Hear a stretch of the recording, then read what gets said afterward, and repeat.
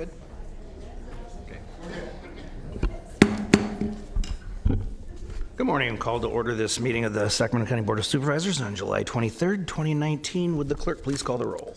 Yes, Supervisor Cernan. Here. Peters. Here. Frost. Here. Natoli. Here. Kennedy. Here. Then you have a quorum.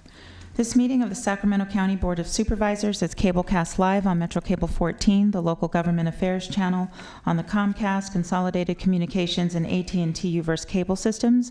The meeting is closed caption and is webcast at sacmetrocable.tv.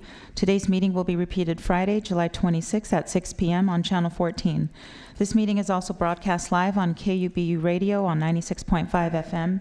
A DVD copy is available for checkout from any local library branch. Members of the audience wishing to address the board may fill out a speaker slip and hand it to staff.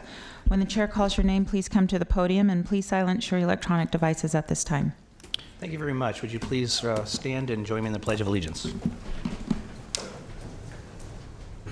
I pledge allegiance to the flag of the United States of America and to the republic for which it stands, one nation, under God, indivisible, with liberty and justice for all.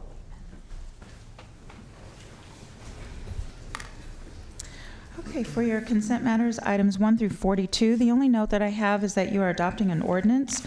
Item 37, amending Sacramento County Code Section 2.115.240 relating to the general election period. You waived reading on this on July 16th.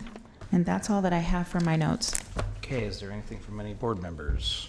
Mr. Natoli? Thank you, Mr. Chair.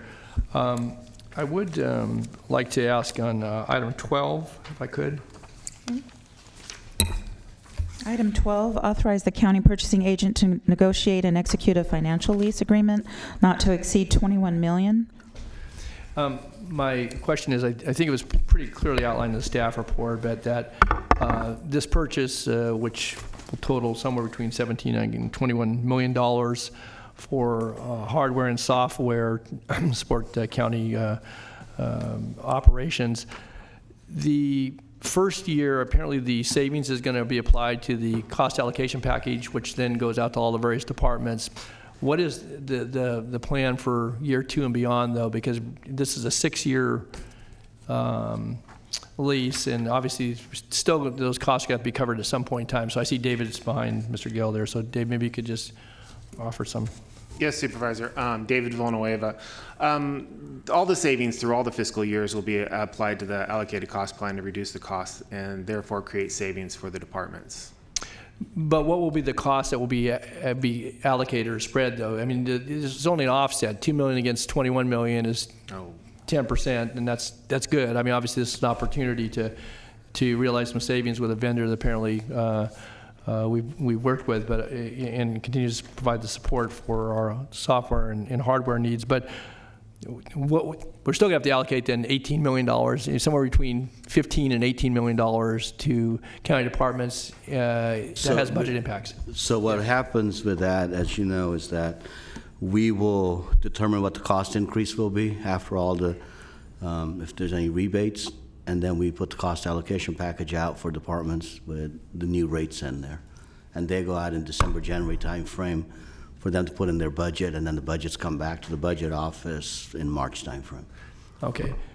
But, Mr. Gale, what that does, though, it means that over the course of the next 6 years that we're going to take on, I assume those are ongoing costs, they're not just one-time costs, so that gets additive to all the other things that need to be absorbed before you do anything as it relates to allocating them for personnel and for program support. Basically, this is all internal to the operation, very critical. I get that. So every fall, what we do is we look at what kind of cost is coming into our internal departments. What are the costs that we want the departments to absorb, realizing the overall financial picture of the county, and what are the costs that we are going to push forward. So that's a dialogue we have every year, and then we send out the instructions based on that. So if there's personnel costs, contract costs, some of them we do make the departments absorb within their budget. Some we pass through after having conversations with the operating departments and the internal service departments. So are all departments covered under this? Because we, for some time, we had some of the departments, I think sheriff and district attorney at different junctures may have had their own separate contracts for some of these services? No? Is everybody? The district attorney and the sheriff's department do have their own networks, but this also covers phone services, and they do use the county's phone system. Okay, and so the cost allocation will go to those departments as well? So Correct. For the they're not phone- exempt for it? Yeah, for the phone piece, yes. Okay, because the reason I asked that question is that then the spread becomes, those are general fund supported departments that have fairly significant budgets, particularly the sheriff's department, obviously significant needs as well. And if in fact the cost allocation package then doesn't get spread to those two, then it means smaller departments and mid-sized departments will bear the, bear No, the brunt. they participate in this, as do enterprise, general fund, special revenue. Everybody in the county participates in this. Okay, if I could just, Mr. Chair, then, so I would just, it would be, I think, helpful, certainly for this board member, if, as you come into budget next year, I know the first year costs are going to be covered by the offset here, but as to what this, with this particular contract, tie that back so we can see how that factors into what the overall cost allocation package will be for upcoming years for these departments. So if you could just flag that and let us know how this kind of factors in, because we already pay for some of this, right? There's already some of these costs, and so what that difference is, it would be, I think, of important note, at least in my view, to have what that difference would be because of this contract. So, Yes. okay. And then if I could, that's all I had on item 12. Was on item 17, I'd like to offer a couple comments. Okay, item 17, authority to execute a retroactive 20-year facility lease agreement with Turning Point Community Programs. And I had a chance to talk with Mr. Gill, and I know he's talked with Mr. Wagstaff on this, and I think the staff report, again, delineates the approach here. I would want to note first, though, I think on the agenda, and I noted this, the item, you wouldn't know what this item pertains to unless on the printed agenda, because it doesn't talk about the address. And I think it's important to know that, because as we talk about the crisis residential programs, I think it's important for folks that would look at our agenda to know what's being proposed under the contract. So I would just offer that as a friendly comment for future. But secondly, in conversations since last week when the agenda did come out, I've spoken with Mr. Roulette, who is the executive director for the Turning Point program, and this site is in the city of Rancho Cordova, the incorporated city. He has met with city officials and will continue to do so. They'll have to go through the permitting process in the city of Rancho Cordova. And I know that in our report we talk about going to local neighborhood associations and advisor councils. And I understand, Mr. Gale, that we will do that with Rosemont and Brecca and others. And I think it's important. This is an important program. Obviously, there was a interruption in what they had planned, I guess, in the Orangeville area, so they've redirected now to looking at this location, and I think it's an important piece of what we do in our mental health services. But I also want to make sure that as we look at siting, and because we're in for about $500,000 on this particular contract, that we continue to work with Turning Point, certainly through our health services, but also with the land use authorities in those cases. So, but I am supportive of this and wanted to put that on the record. Thanks. Mr. Vitale, I wanted to say that I agree with everything you said, and to rest assured that a very similar facility is located in District 2 in the city of Sacramento and operated by Turning Point.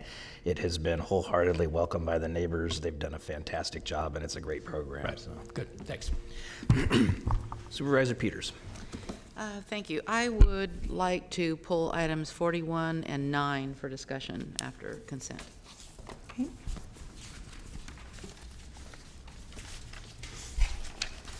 We'll hold 41 and item 9. I don't know if anybody else has any questions or not. Okay. Yes. That's we will pull number 9, and that will be heard under hearing items. So after presentation, so before number 46, we'll hear number 9. Okay. And what was the other one, Ms. Peters? 41. 41 and 9. And you want to hear that one as well, or? Yes. Okay, so then we'll hear both of those prior to number 46. Okay. Okay. Mr. Stern. Thank you. I was going to suggest that because my understanding is we have a number of speakers on item 41 that we consider that separately.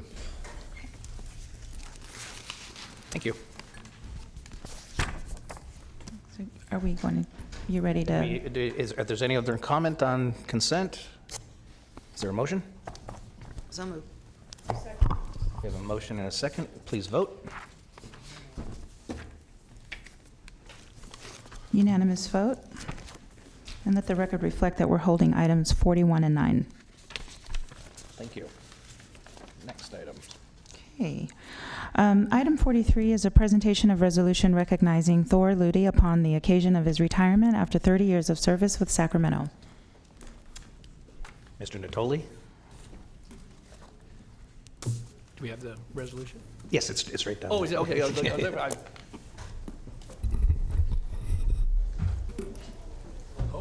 was going to have to wing it for Good morning. Well, as noted, Mr. Ludi has been a longtime county employee, someone that I've certainly had the pleasure of working with and knowing for many, many years. In fact, I think the first time we really engaged was when they were doing the, now it's just people, except it was always there, but the Zinfandel interchange at US 50. Is that right?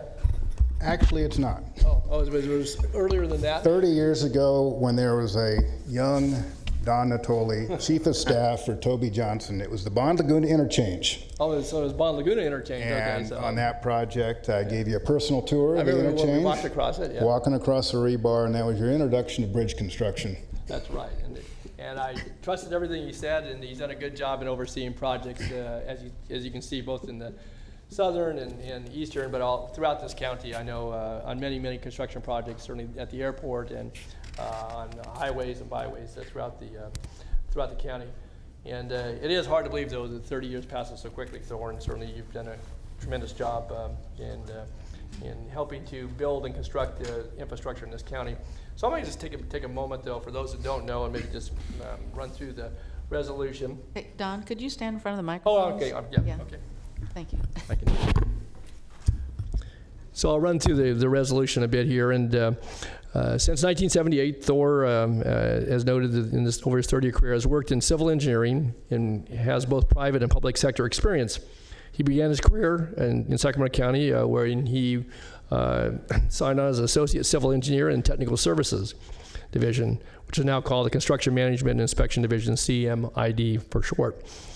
In 1989, Thor worked his way up the career ladder to principal civil engineer in 1997, was selected chief of the CMID in 2001, and between the 2004 and 2012, he was given the added responsibilities of managing the county's building department as well.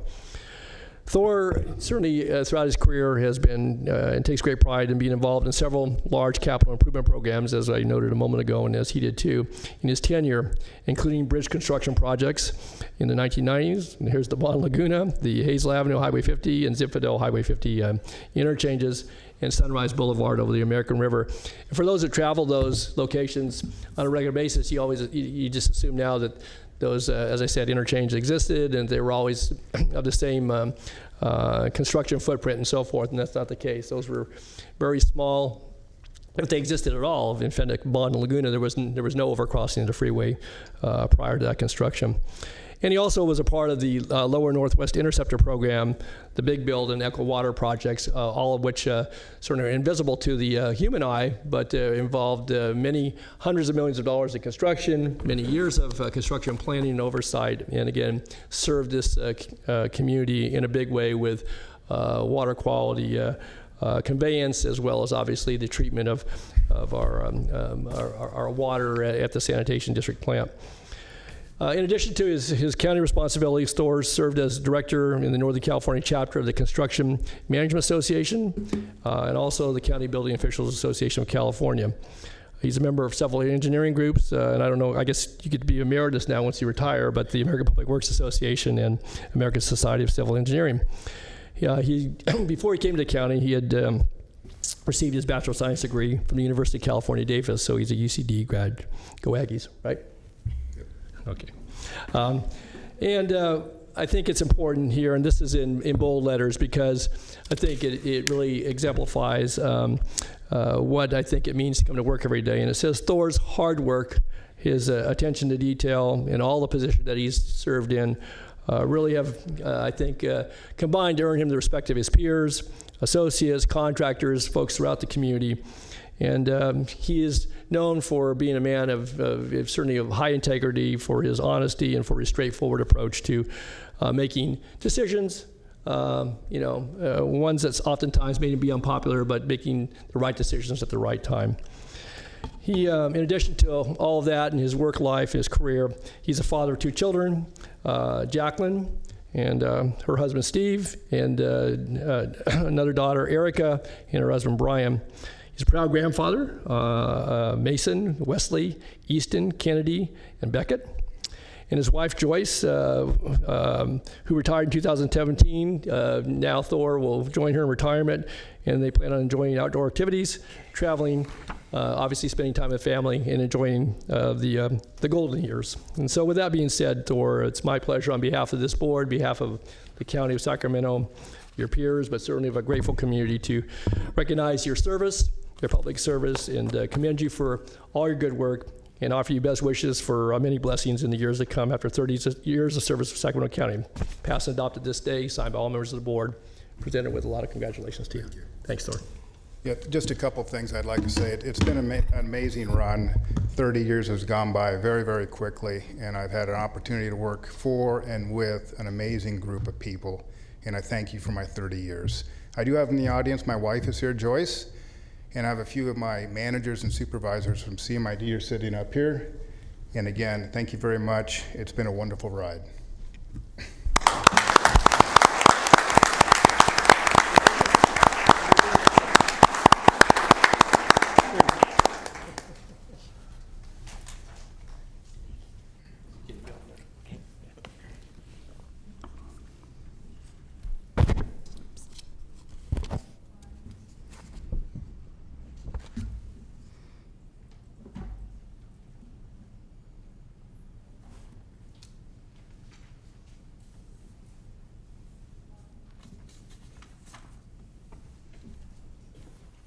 Thanks, Thor. Thank you, Thor.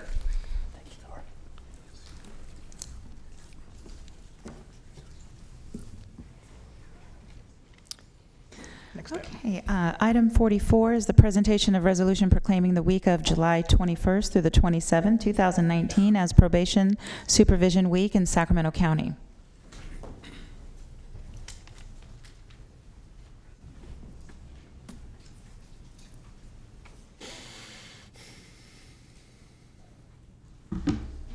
I just want to, before handing over the microphone to Chief Seal, just read a few of the whereases in this resolution on behalf of the board. Whereas communities across the United States of America recognize probation officers for providing vital law enforcement services in their communities and have designated this week of July 21st through July 27th as a time to formally express their appreciation. And whereas Sacramento County probation officers apply evidence-based practices to address the criminogenic. This is why you read them before you get up to the microphone. Needs of juveniles placed under probation supervision and high-risk adults placed under mandatory supervision, probation service supervision, and post-release community supervision to encourage client rehabilitation, accountability, and public safety. And whereas the Sacramento County probation officers fulfill their responsibilities with dignity and humility while fostering collaborations with other law enforcement agencies and community agencies and groups while supporting the security of families, victims, and communities within the County of Sacramento. Now, therefore, be it resolved that the Board of Supervisors of the County of Sacramento, State of California, does hereby proclaim July 21st to the 27th as Probation Supervision Week in the County of Sacramento to honor these professionals and recognize their contributions to the community. I also want to say that I think in many communities throughout the state of California, probably probation isn't as noticed as some other forms of law enforcement and other agencies. I will say I do not believe that to be the case here in Sacramento. I think that the public, the community, and certainly the elected officials that are here are well aware of the great work that is done every day by our probation department. I think we probably, and I will say that I think we have the best probation department of all 58 counties. And as chair of this board, I'm very proud of every one of you. So thank you very much. Chief?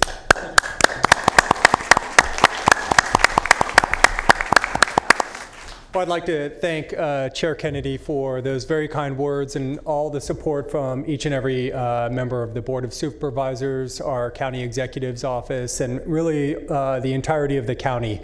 This is a week to recognize the good work of the women and men in probation departments throughout the nation, and certainly we feel just tremendous support from all of you.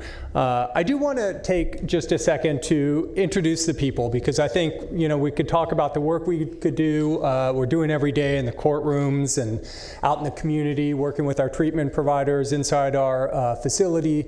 But really this is about the people of the probation department, and we've obviously invited a few of them to join us here in the chambers this morning, and I want to do them the honor of just introducing them briefly to the board. You all know our Assistant Chief, Julie Wary, who is with us at the end. We have our Supervising Probation Officer, Lindsay Simone, who's right here. And then Officers Galaviz, Steele, Hasty, Tovar, Mize, and Munoz. Did I forget anyone? I think I got them all. Just a few of the excellent officers who I have the privilege of working alongside every single day. They're doing really important work to help get our clients on track in support of our mission, which is to support positive change. We see a lot of struggle out there. We do see the occasional failures. That's part and parcel of the work, but we also have the benefit of seeing young people and adults, women, men, all kinds of folks in this community turning their lives around, and we're happy to be a part of it. So I want to thank all of you for your support.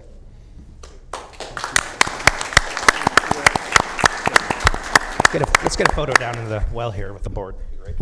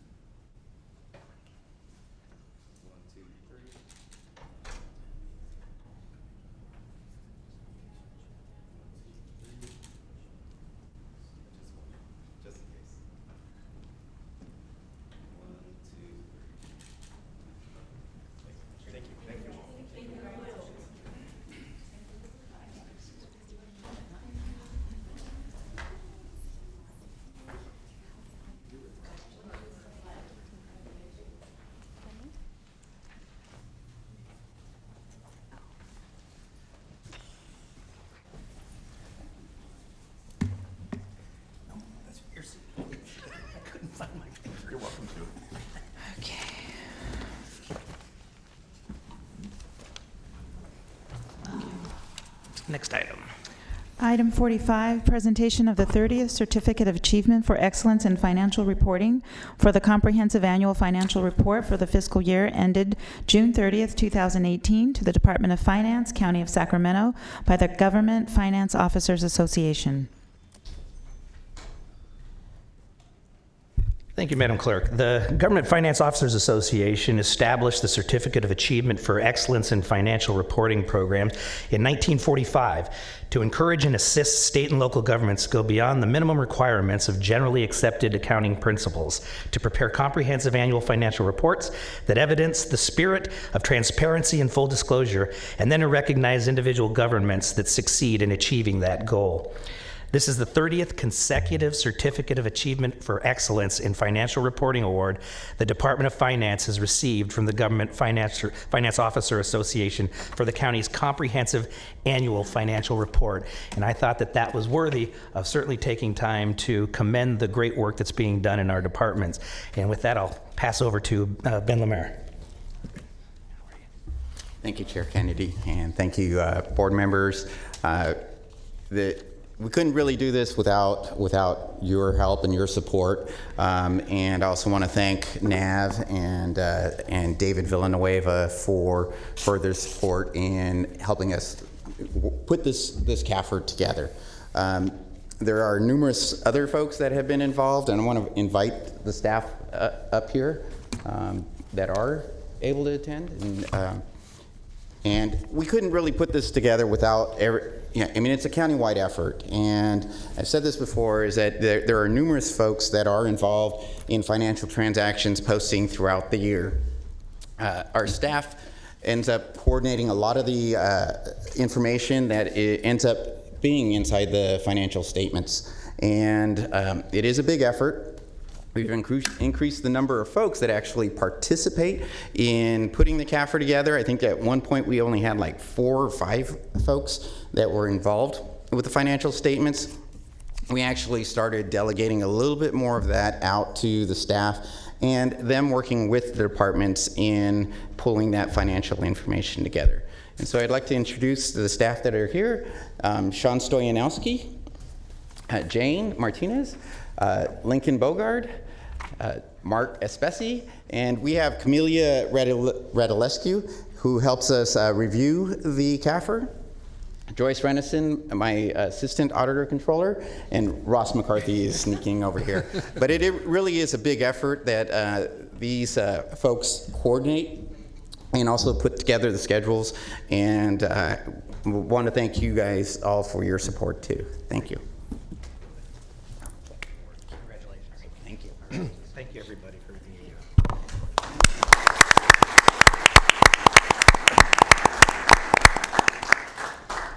Mr. Chair, I would just say 30 years of an unbroken string. That's pretty impressive. That's as long as Thor Ludi worked for the county, so congratulations, Ben, you and your staff. Okay, so now we are going to go back to item 9, which is to terminate the contract with KP LLC and approve a new contract with KP LLC for the Consolidated Utilities Billing and Service Bill Print and Mail, Bill Online Presentment, and Customer Portal Services for a contract amount of $434,900 for the initial 1-year term. Is there a staff presentation, or are you looking for questions? I think we're looking for questions at this point. Okay. Questions of the board? Yeah. I would like a staff presentation. I find this to be a very confusing item, something that's been out 3 times for approval over a period of several years, and there are questions from at least from the other applicant that I think need to be answered. Okay. David, who's doing the presentation? Greg Rader, our purchasing manager, he's going to present. Okay, Supervisor Frost? I'll wait for the presentation. Okay. Good morning, Chair and members of the board. I'm Craig Rader, the county purchasing agent. As you mentioned, yes, this was the 3rd RFP that's been released over the years. I believe there's lots of information in the board report. The first RFP was issued a couple of years ago. And during that time, there was another contract that was being contested, the CalWin project. So we kind of put that the award of the initial RFP on hold to see the outcomes of that contract and the issues that were being brought up in that other contract. Based on the CalWin project, we decided that we needed to scrap the RFP and make some modifications to our requirements and put that out for bid again. So we did that. We did a second RFP. Second RFP we had was contested as well. And during the process of reviewing the protest and going through our due diligence, I believe the county executive's office did a review of the RFP process and looking to see if there was any biases in the scoring, et cetera, anything that was kind of out of whack. At the end of their review, it was determined that everything was in accordance to our policies, procedures, and regulations. However, because of the time span that had elapsed between the date that the bids were due and the end of the review, we felt that too much time had elapsed, and so we issued the 3rd RFP. So this, the contract being presented this morning is the results of the 3rd RFP. There were 2 protest letters that were received, part of the board package. Did respond to that, and I believe a 3rd letter was sent to the board on Friday. One thing I do want to mention is one of the items that was brought up in the protest was the security issues that occurred with the current incumbent vendor. Very recently, within the past couple of weeks, I know the County Council, in collaboration with the Department of Technology, has released new standards, new contracting standards when we contract out for services that are cloud-based. That language obviously is brand new. It was not in the RFP. It was not in the contract that was part of the RFP package. That's on the board agenda this morning. However, with that being said, we are working with the vendor KP to incorporate the new language into the contract. Supervisor Natoli. Yeah, Craig, if I could, again, you noted the correspondence we received, and obviously other members of the board may have questions, but I wanted to just draw attention to at least one of the items that's been raised, and it's consideration whenever we go out to contract, and that is the valuation, both the value we receive for services rendered, but also then the cost associated with that. And as you've seen the correspondence, obviously your staff report noted that, at least in brief, as it related to the assignment of points through the RFP process for the differences in cost for providing the same service. In the letter correspondence we received on Friday, they went into quite a bit of detail on that particular point. So maybe if you could take a moment, because as I understand it, over the term of this contract, assuming the extensions were put in place, it would equate to about potentially $1 million more for what was put forth relative to the proposal for mailing out on the cycles and so forth. So take a moment if you could, because again, how that gets assigned in the scoring and any other comments you may have in relationship to that, because that, there's a lot of things, moving parts here, but that is an important piece, I believe. Yes, yes. So this was an RFP, a request for proposal, and the awards are based on what we consider best value. And that's in contrast to a request for bid, where the award is made to the lowest responsible bidder.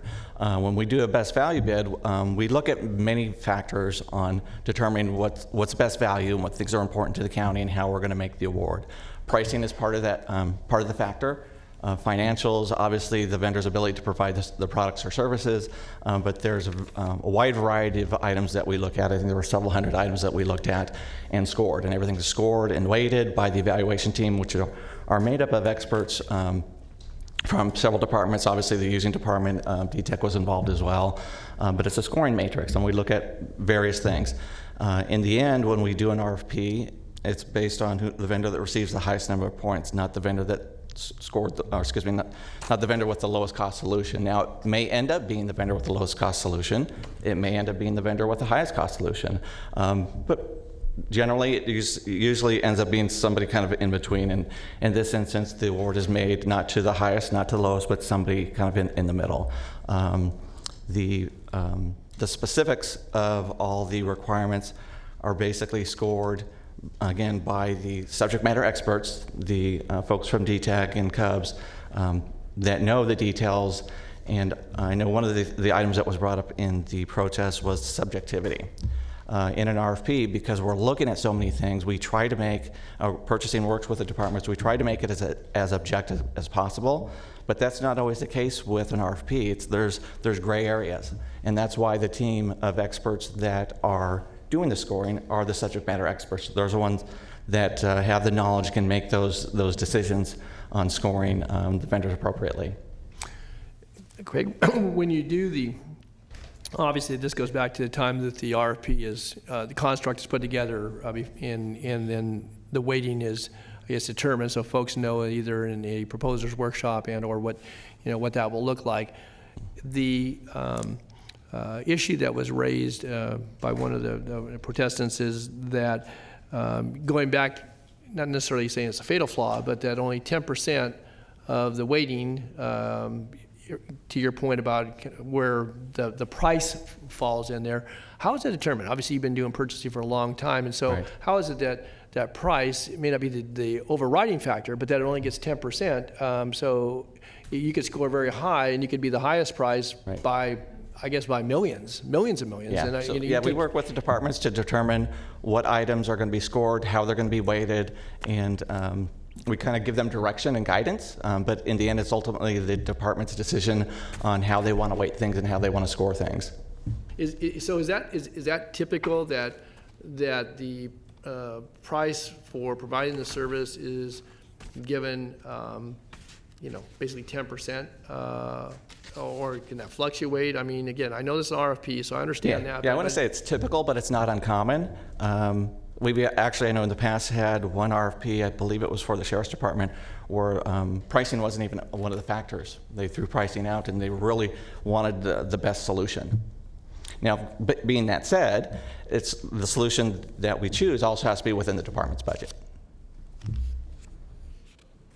So maybe just to turn to Mr. Gill or to Mr. Villanueva. So obviously this received scrutiny because of the times that we had gone through this being the third time. Did you take into consideration the pricing, as a part of the evaluation back before anybody submitted anything? That 10% was the appropriate number for scoring. Again, with tight budgets and so forth, recognizing this goes back to the customer base. Basically, this is underwritten by the customers for the departments to bill through Cubs. I guess I'm curious, so Craig responded as not typical, but that you can be from anything from 0 to I guess whatever. So was 10%? Did that seem to be a fair piece of this? Supervisor, I did not see the RFP before it went out, nor the scoring, but as I've talked with the departments, they do put the requirements above all, making sure that the vendor can provide those services, and it is important to have the price, but that was not the factor. Well, again, maybe aside from this, that I think it raises at least a thought in my mind that we ought to, obviously you want to get the appropriate services and/or product that you're purchasing. You want to get the best value for that. Cost not being necessarily the overriding consideration, but I do think that in times, whether in good times or not so good times, when it comes to budgetary matters, that how that is looked at. I guess I would just maybe focus a little attention and maybe ask you, David, and certainly Nav, in the future for things big and small, again, because we can't do business at any cost. That's not the reality of what we do in this county, and I'm not suggesting that's what's happening here either. But it seemed to me as I read through this and certainly briefed with staff that was the one thing that kind of, at least in my mind, brought some focus to how we construct these and and how those are weighted, recognizing that there may not be a science, but I think that there may not be a template for that. But I do think that it's important because that value, and then who ends up paying the bill? Ultimately, somebody pays the bill on this, and so I guess I would just ask that certainly as we go forward, obviously it's relevant for today's discussion, but that maybe we take a little closer look at. Yeah, one thing also to note is when we finish the RFP process and kind of make our selection, it's based on who receives the highest number of points, not obviously not necessarily the lowest price. One thing that we do as standard operating procedures is when we finished that process and kind of selected the vendor that we intend to award to, that would typically go into negotiations and see if we can drive that cost down further.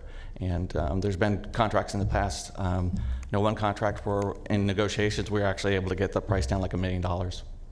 So, and I think on this one, can't remember the actual figure, but I think it was $200,000. Mm-hmm. But you would have done that no matter who it was awarded to. Correct.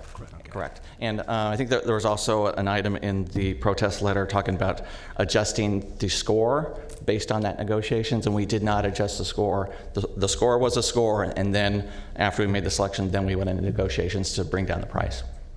Okay, thanks. Supervisor Frost? I hate that we're in the middle of this, and it is kind of a long time that we've been going through this for a couple years, but I want to go back and visit the audit. The initial audit of DFS, there was an accusation and then followed by an audit. But then when there was a breach in security with KP, there was no audit. And I wanted to ask you, how is it that you determine that you're going to stop everything and cancel a contract and audit someone versus just fixing the problem?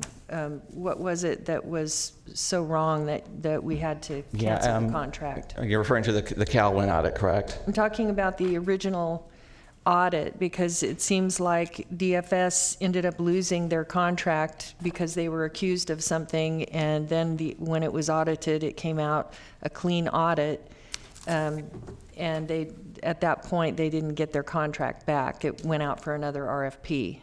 So how do you make that determination? As a result of the audit on the Calwin project, it was determined that we needed to tighten up our specifications on the Cubs RFP. So that's why the original contract was rebid. We needed to look at some of our technical requirements that were issues that were brought up in the Calwin project and make sure that we addressed those and didn't have those same types of issues in the Cubs contract. The Calwin audit was going on fall of 2016. So what Craig's referring to, once those findings came in, we had a conversation with the board in December 16 how to award. Once we saw that there were some areas that we needed to relook, Craig and his team relooked at the RFP process, and that's when they rebid that item for the Calwin component.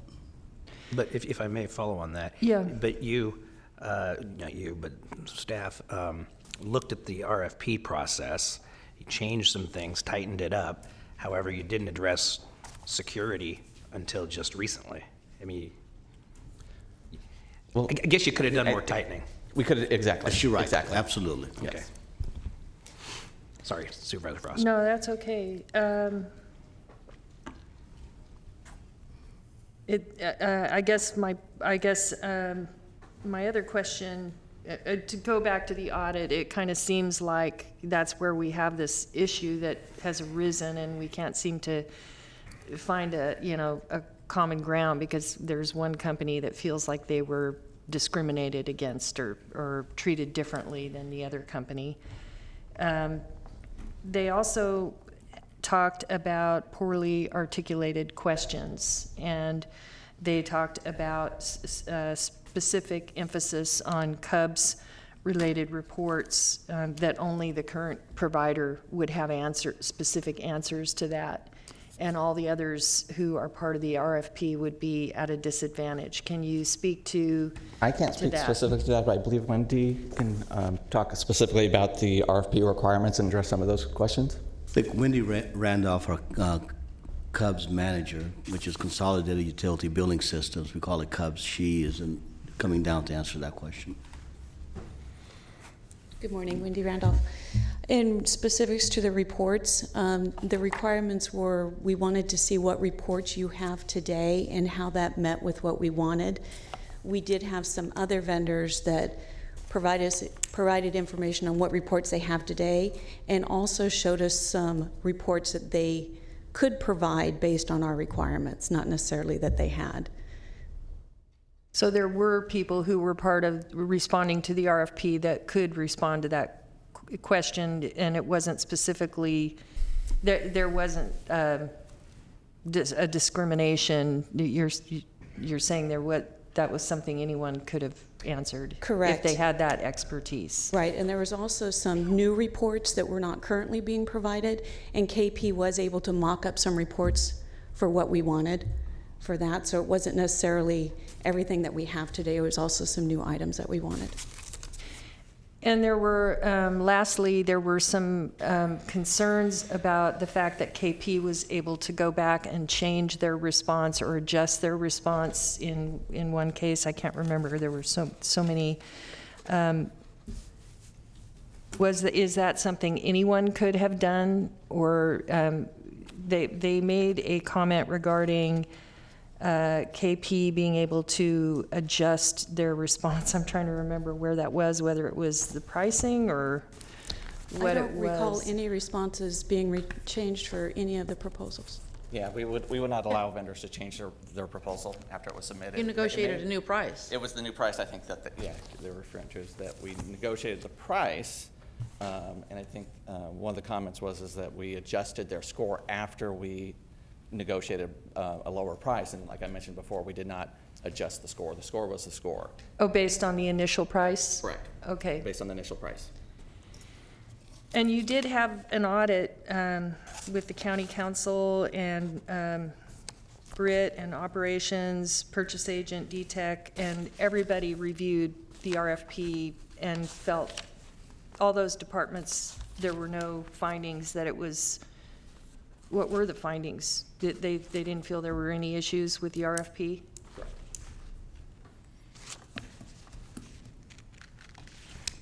Okay, that's all for now. I'm going to follow up on one of the questions just to be very clear, and that's in the question about providing reports, was there ever anywhere in the RFP that specifically asked for Cubs reports? We gave a list of the reports that we required, and we asked, the question was, provide us the reports that you have today.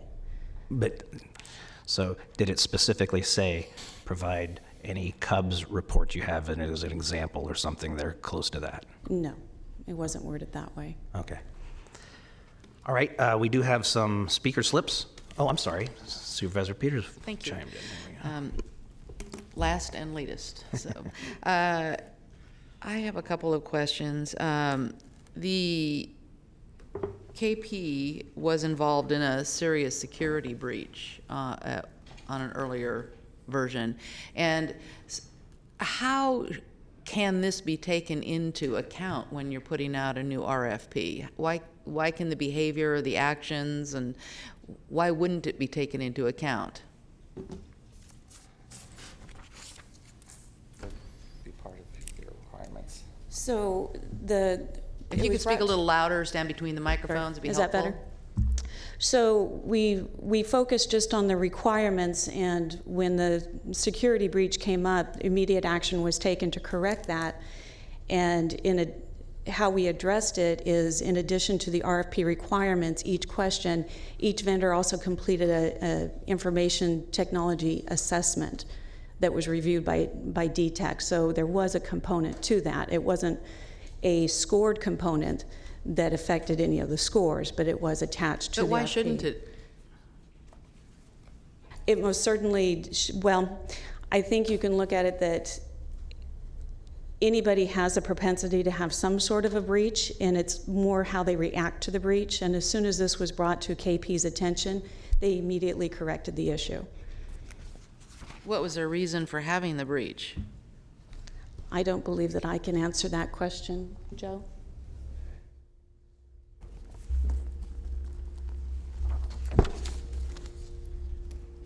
It was a year or two into that contract, or it was sometime into that contract, as I recall. Just kind of wondering why they wouldn't have discovered it themselves and addressed it. So that's why I'd like to know the reason. Hi, Joe Selner. I don't want to know the technology behind it, by the way. I just want to know. Understood. Joe Selner, I'm with the Department of Technology Information Security Office. Mm-hmm. We did a review of the security assessment that the vendor provided of all vendors at the time. Which RFP did you is it review that? 8613, I believe? 8603, sorry. 03? Mm-hmm. And that was 1 year after or that was 9 months after the breach had occurred, which was December 2017. Maybe I'm not hearing you right. It sounds like you're saying 2003. No, I think he's referring to an RFP number. I think the question is, why is it that the firm didn't know that there was such a flaw in their security system? Yeah, I would think if this is your business, you would be checking that continually. I couldn't speak to it personally. I can only state that that they corrected their issues.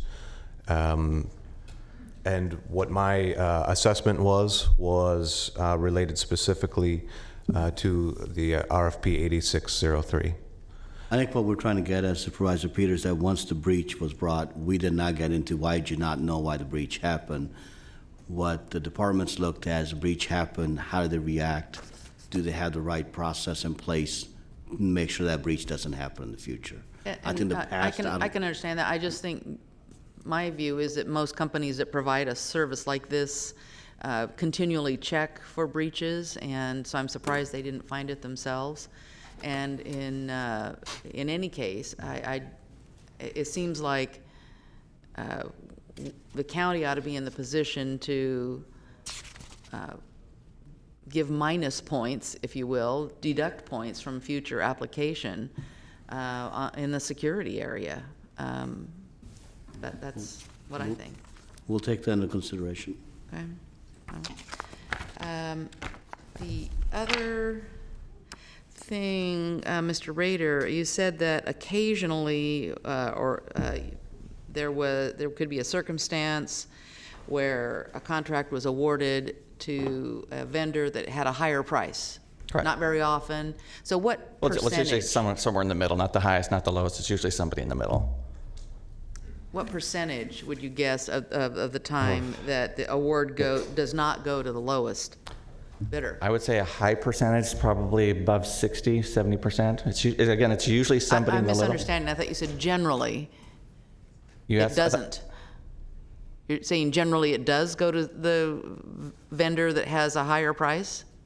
60% it is. generally goes to somebody that's in the middle. There's going to be the lowest price, the highest price, and everybody else is in the middle. Generally, it goes to somebody in the middle, not the lowest, not the highest, but somebody kind of in between somewhere. Okay, and then just a general comment is that when a contract for a project like this has been difficult, 3 times coming before the board, I think that the staff report needs to reflect a better review of what happened in the previous bids. We don't have enough information here. You know, you talk about scores, but we don't have the scoring sheet. So that's kind of all smoke and mirrors to me, because either side can say whatever they want when we don't have facts. And so we're being asked to make a judgment based on not having all the information. I just find the staff report lacking. Okay, duly noted. Thank you. Okay, I'm sure I'll have more comments after public comment, but I will have to follow up on my previous question about the Cubs reports, and a little disappointed with this. 18.2.1 of the RFP states, provide examples of all Cubs portal related reports you provide and a narrative of each. That wasn't the answer I got. Beyond that, I think that shows an inherent bias when you have one contractor that's doing it. But I'll have more to say, Mr. Natoli. Yeah, I just wanted to note that the scoring sheet is attached. It's behind the resolution. Yeah. It has the scoring sheet. I don't think it's the individual scorers, but it's the cumulative scores for the. Yeah, well, I saw that, but that really doesn't help me. No, much. I know. I was just, yeah, okay. Okay, thank you. We will go to public comment. Sherry Lambert.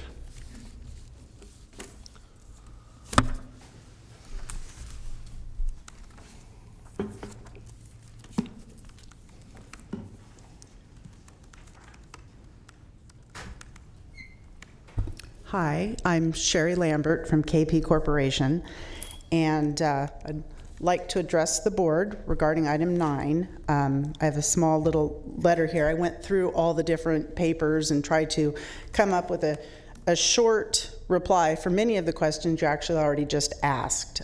So I would like to start by thanking you for the previous 10 years of business with Cubs. We have a web portal that we created, and we continuously improve with weekly meetings with Cubs staff. The personnel allows the customers the flexibility to access their statements and manage their accounts whenever it's convenient for them. In 2012, we initiated paperless billing, and just recently we reached 16% conversion.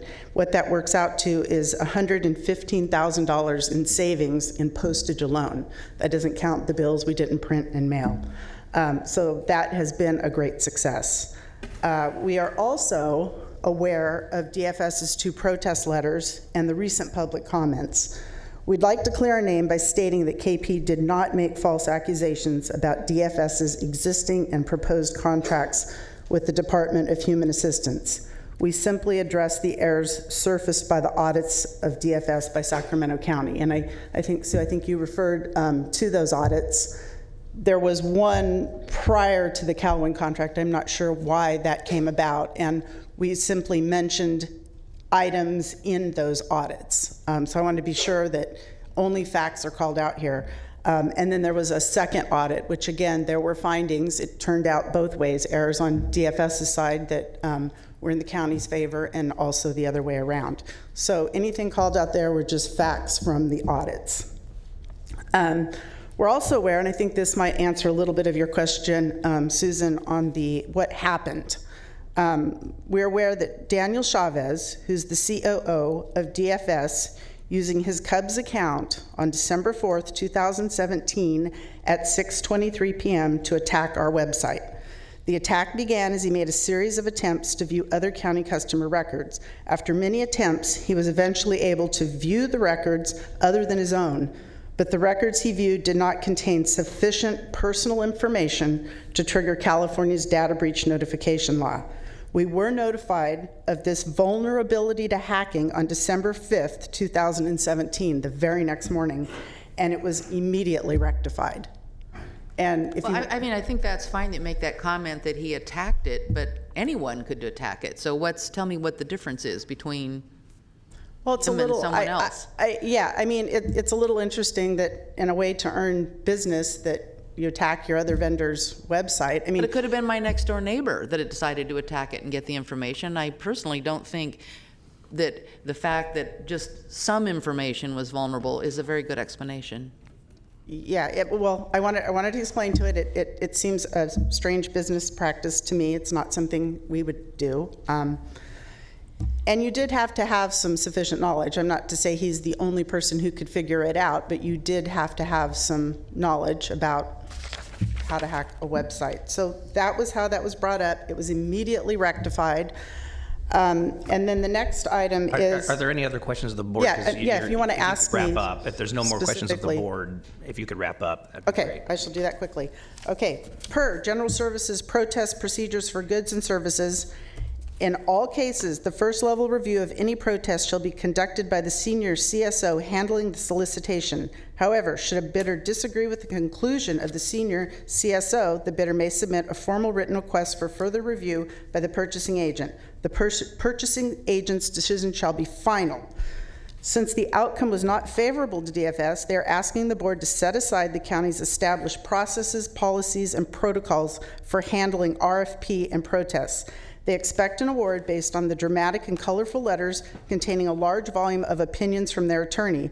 This has been going round and round for almost 3 years. Okay, Supervisor Cerna has a question. Thank you. Yes. So back to your earlier point, I'm curious, in your experience, has there ever been another instance where a competitor for a public contract has purposefully tried to highlight the vulnerabilities of your platform? Absolutely not. So you'd say that's a pretty unique experience? It was very unique, and someone even had made the comment it would be if you were in the security business and you went to go rob a bank to show them that they needed better security. I mean, it's an unusual thing to do, if not unethical. Thank you. Okay, thank you very much. Okay.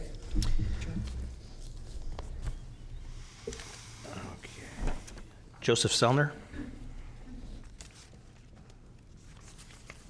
Supervisor, that's our staff. I'm not sure that. Oh, okay. He doesn't have anything else to add. Got it. Don't come to many meetings, Mr. Selner, I take it. Greg Thatch.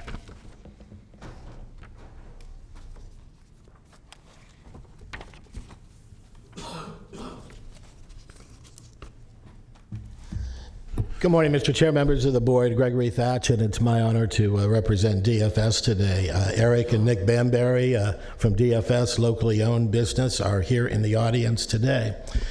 We appreciate what an uncomfortable position this is for your board. It's uncomfortable for us. No one likes to be protesting these and bringing these to the board, particularly when it is the third time around. But after analysis and a lot of thought, we just felt there was no option but to bring this to the board. You've heard the history of the matter. It is true that there were a lot of allegations made by KP. They said they were not negative allegations, all from audits. She accused my client of fraud. That's what happened back then, and that's what triggered an audit. And our client was informed that because of all of the delay that was entailed with the audit, that the RFP was canceled and they would not get the award.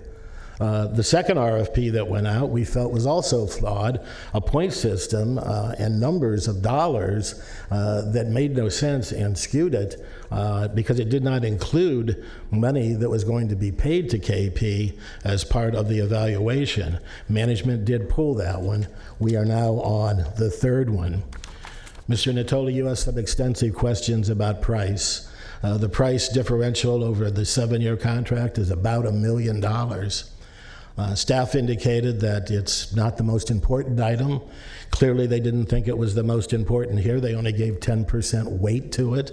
I will tell you that nobody responding knew what the weight factors were.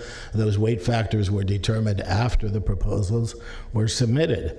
I submit to you that $1 million over the life of a contract, about $3,500,000 versus $2,500,000, is a big number, and with great cost savings to the county. The security breach, this has really been, I think, mislabeled badly. Our client was preparing a proposal in response to the RFP. They went to the website to determine how it functioned so that they could respond. They went to the customer portal and found out that they could log in without any login password. They could simply log in. For me, for you, for anybody, and that is what they did using employees to test it out, and found out the information was readily available. They called me. What did we do? We immediately went to the county and Cub staff and said, you should have this fixed. We could have done something else. We didn't. I think we did the good citizen thing here by bringing it forward. But the accusation of hacking is nonsense. There was not hacking of this system. It was attempting to use the system, and then because of the expertise the DFS has, they realized they were right at the door and they could open the door to the whole system, and anybody with the skill set could open the door to the whole system. They did not do that. They brought it to the attention of the county. With respect to the scoring, Mr. Kennedy, you are absolutely right. This RFP specifically said, give us examples of Cubs reports that you have. If you don't have a Cubs contract, you don't have Cubs reports. Did we give them other reports that we had? Yes, we did. There are also many instances outlined in the letter that I had delivered to you where we identified the same answer given by both of these companies, and yet my client consistently scored lower. Even if the answer was basically yes or no, consistently scored lower. It certainly appears that there is bias here in that scoring. I also believe that my client at the beginning of this contacted me and said, I don't think we should propose on the Cubs contract. And I said, after all the work you've done, why in the world would you not propose? My client said, because it looks like it's totally biased in favor of KP. We don't think we can win this thing the way it's drafted. I encouraged them to propose anyway, but I simply wanted to highlight the fact that this information is not new. It was a bias that was built into the process. Mr. Thatch, I allowed Ms. Lambert extra time, so I'm allowing you extra time, but if you could just wrap up, that would be... 2 sentences. Thank you. What is the remedy? We believe that the remedy here is to exercise the authority that your board has and to award the contract to DFS. Thank you. Thank you. Any questions? Questions? Mr. Natoli. Yeah, not so much of Greg, but while he's there at the podium, I'm going to ask County Counsel, Lisa, have you reviewed this? Obviously, you're new in your current role, but I know a quick study, and you've seen the correspondence, obviously. Heard the information this morning, and I know your office reviews RFPs before they go out, but in light of what's been presented here this morning, is there anything you would offer in addition to obviously what's before us? Right. Well, fortunately, the attorney who is handling this matter for our office, Stephanie Percival, has retired, so she's not available to talk with it, but I was her supervisor and was up to date throughout the process. She consulted with me several times. We didn't see anything in the RFP process or any of the other information that would require or not allow the county to award this contract to KP. Nothing here today has changed our opinion of that. And there's been a lot of allegations back and forth from both sides.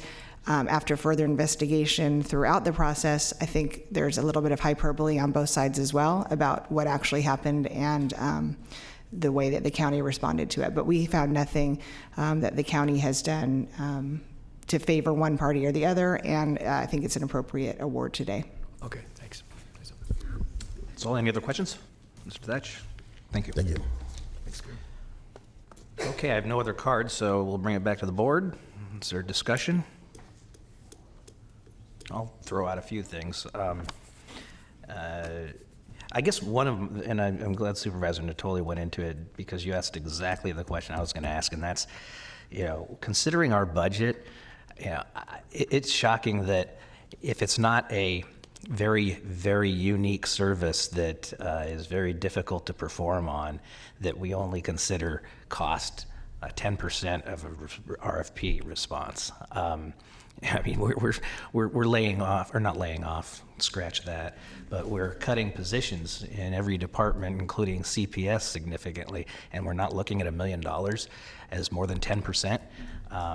That is something that going forward with RFPs, I hope that we will address and fix. I was disappointed with the answer I got on the Cubs reports because it's right there in the RFP. Didn't take me long to find that.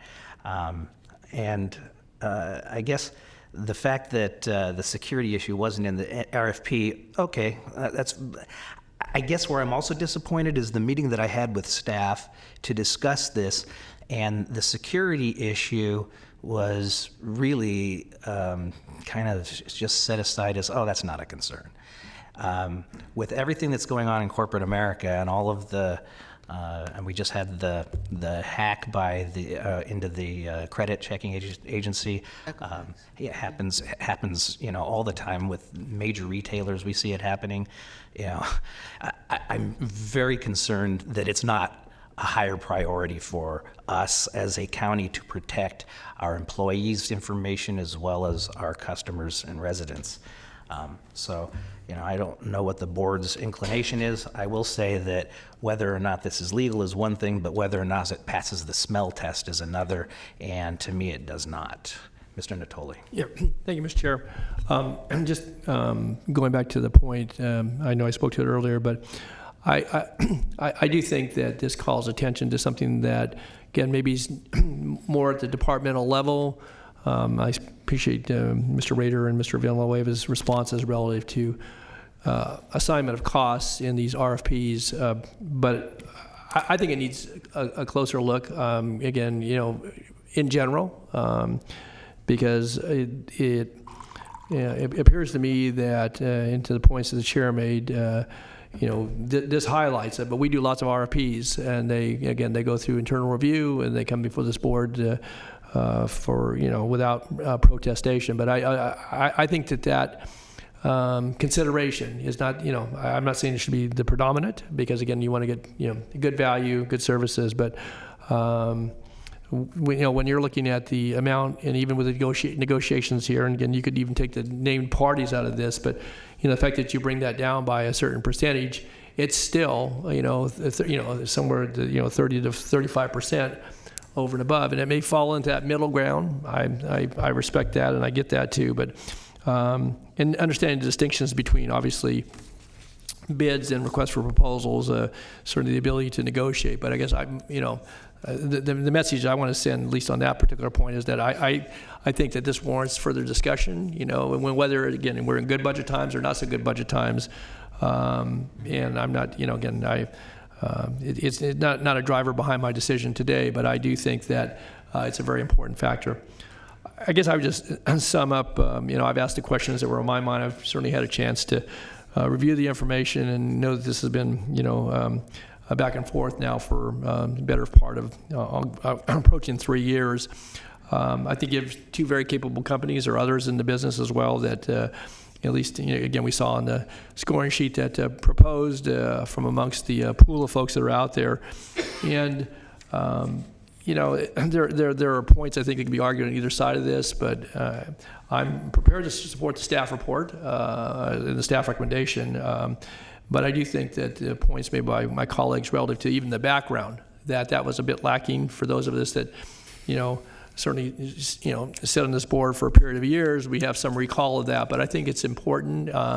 This probably won't be the last time. Certainly, these two firms that are, again, as I said, very capable and do business with the county.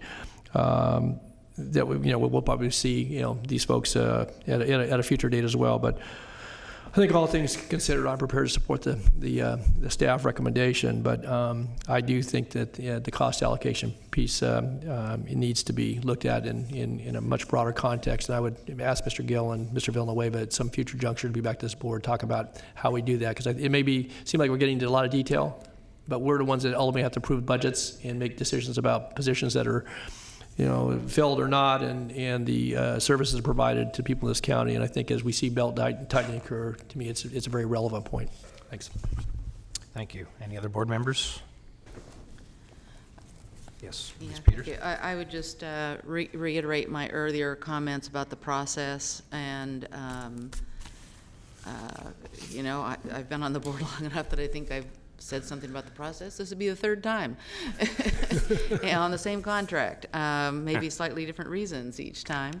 But as a county employee myself, I'm not proud of this process, and I will not be supporting the staff recommendation. Any others? Ms. Frost?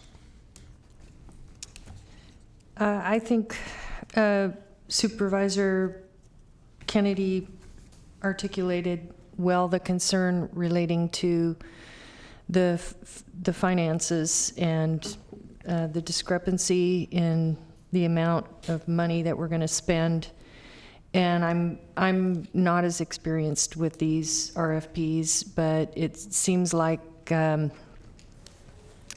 it shouldn't have to come to this. It seems like there should be a process that's that everyone feels is fair. And although I don't want to be in the position to have to make this decision to support or not support staff's recommendation, I think this does warrant either some additional work or going back and redoing it one more time, or ensuring that this RFP is fair and equitable and the best thing for the county. So at this time, I'm not prepared to support staff's recommendation, and I'm hoping that we can, I think both of the companies are good, probably really good companies, and it's good that we have both of them. But I don't like the idea that we're moving forward under the circumstances of those two concerns that I have, the finances and just the whole process and how it's perceived. So I'd like to see us go back and do a little bit more work on it. Okay, and I will say that I agree that this is not a reflection on one company or another. This to me is just a discussion that we're having on the process that I think was not done as clearly and cleanly as it could have been done. Is there a motion from the board?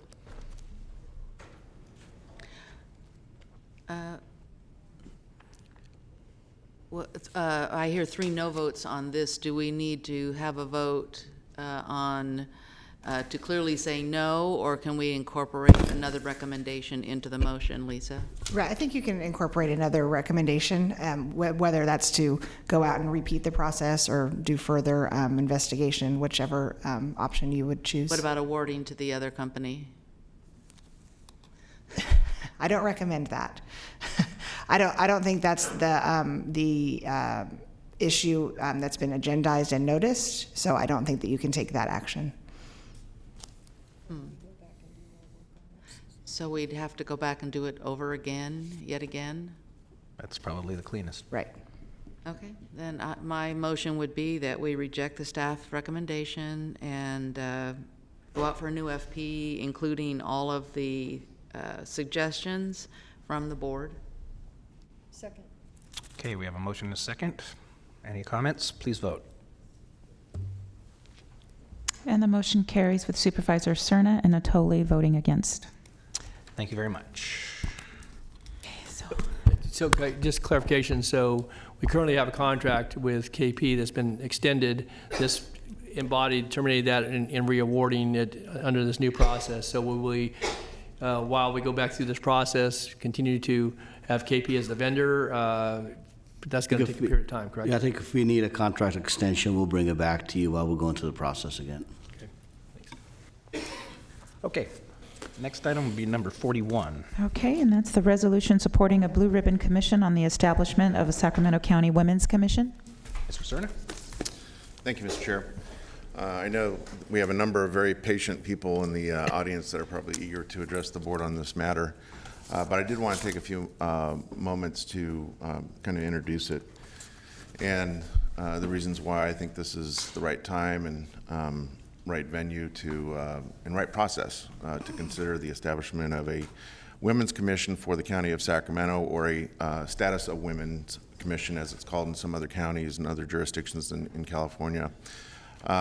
Some might wonder why we're kind of taking this intermediate step in terms of a blue ribbon commission to set up a commission.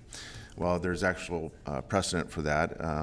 Some on this board will, maybe everyone on this board will remember that when this board made a very concerted effort, now successful one, quite frankly, to address the disparity in African-American child deaths here in the county, we did it initially through a Blue Ribbon Commission, and from that, there was a number of products, one of which was a permanent steering committee.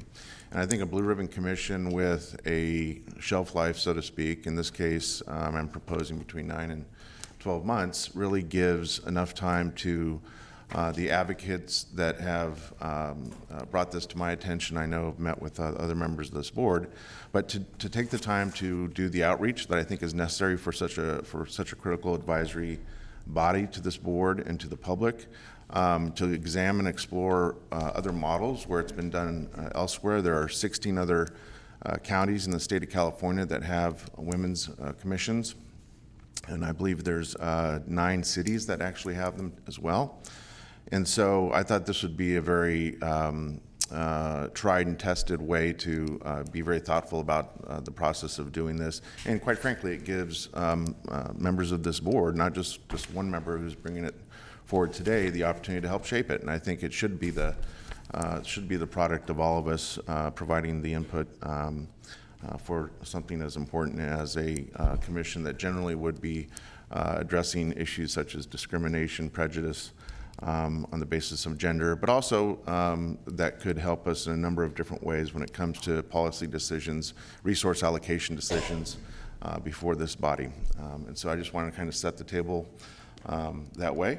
And I know there are other members of this board that probably have some comments or questions. I'm eager to hear those, but I'm also very eager to hear the people that have been, again, very patient this morning. Thank you for that, to hear your thoughts on this.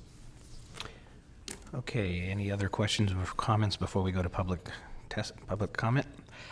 I will follow up on what Supervisor Cerna said, and I have met with members of the community who have proposed this, and I told them at the time, and I still feel that way, that I could wholeheartedly support the concept and the idea and the I think, desired outcomes. I would suggest, if this were to go forward, that we not only look at other counties, but look at other models. Because my advice was, and this was strictly the advice of one person, that maybe going through an official county commission isn't the most nimble, easy way to do it. I mean, that means Brown Act applies and a whole score of other things. So, that maybe look at other models. I'm certainly not opposed to having a commission at the county level, but I just wanted to give them that advice as to what might be the best mechanism to achieve our common, our shared goals. Okay.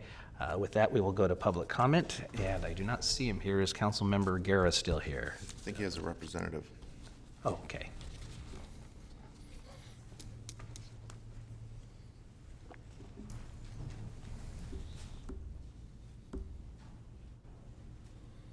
Good morning. On behalf of Vice Mayor Eric Guerra, I'm speaking in support of this commission. The Vice Mayor supports any effort as a region towards inclusion and equity. Without the lens of a group of advisors, we miss out on helpful points of view. This is a strong step forward, and we are stronger when we step together. As an individual, I also support the creation of this commission. It is critical to ensure quality programs and services are available to women and girls of Sacramento. Thank you. Thank you. Thanks. Dina Howard?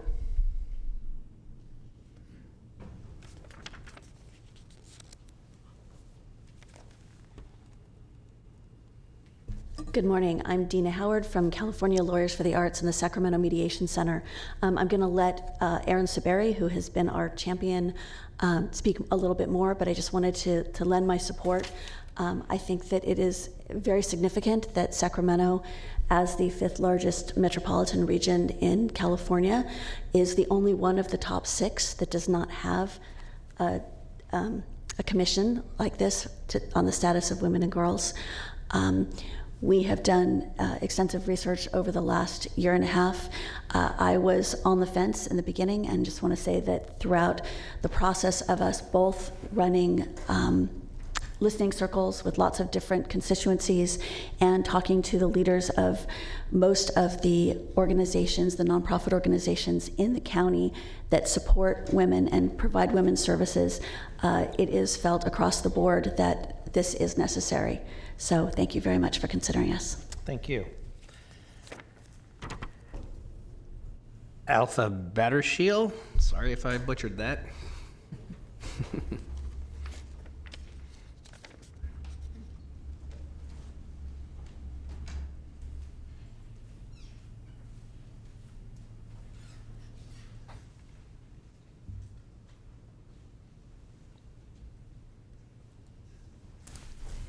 Yes, thank you. I am Alpha Battershell, and I am the president of the Citrus Heights American River branch of the American Association of University Women. And we have been working with Aaron Saberi and the group for the past year and a half. And I have to tell you, I've learned a lot that I didn't know before.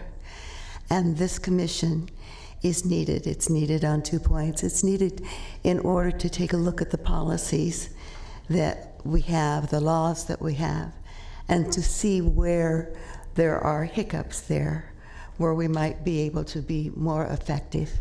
And it's also necessary because we can work as a group in order to bring all of the different services together and have a central point that I think is very, very needed.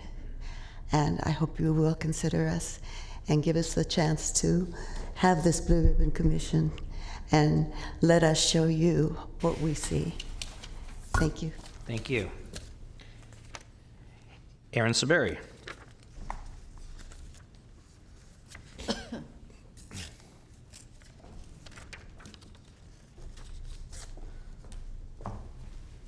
Good morning, Supervisors. Thank you for your consideration of this. I want to thank Supervisor Cerna for bringing it forward.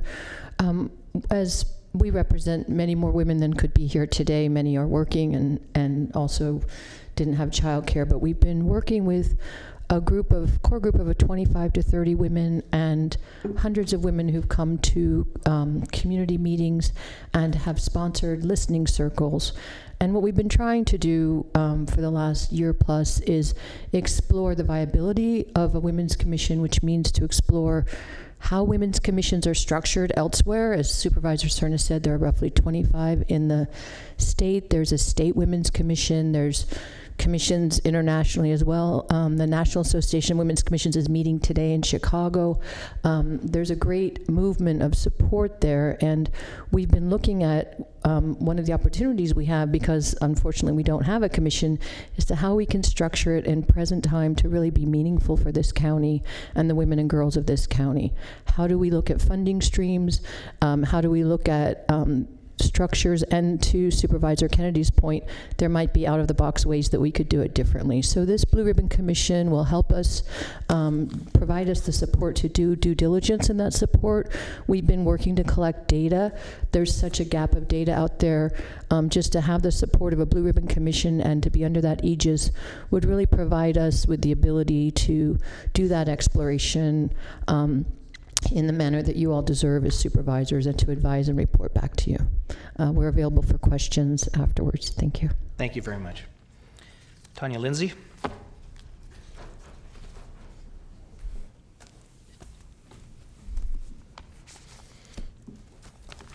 And Aaron, by the way, I commend you, if for nothing else, your determination. Hi, I'm Dr. Tanya Lindsay. I am a constituent from District 3. I too want to thank Supervisor Cerna for this opportunity to speak with you all today about a Blue Ribbon Commission to study establishing a commission on the status of women and girls. My role has really been the data collector and analyzer for our group, and I brought a number of data points, but I think other than just looking at the numbers, one of the things that we've really offered is going around and talking to women about their lived experience, collecting data from listening circles, and I think the Blue Ribbon Commission really affords us the opportunity to analyze those lived experiences to present back to the supervisors. So please give us this opportunity to further study and analyze also our administrative models and our listening circle data. Thank you. Thank you. Madeline Grigsby. Oh, got it. Okay, thank you. Your name sounds like a Beatles song. Molly Nugent.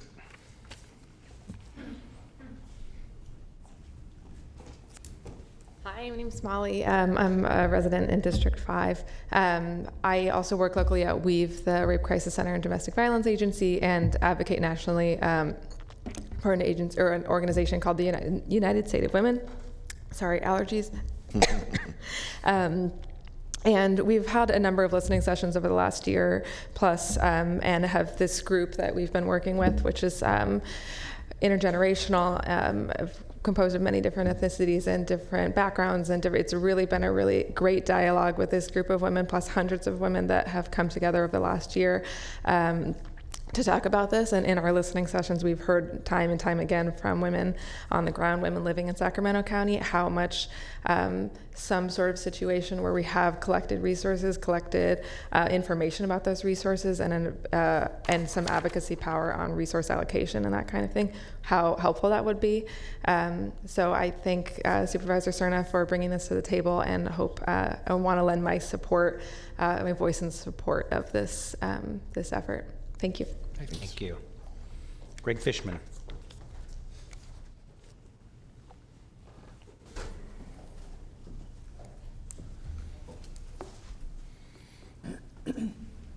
Mr. Chairman, members, first of all, thank you for your service. It's a pleasure to speak with you today.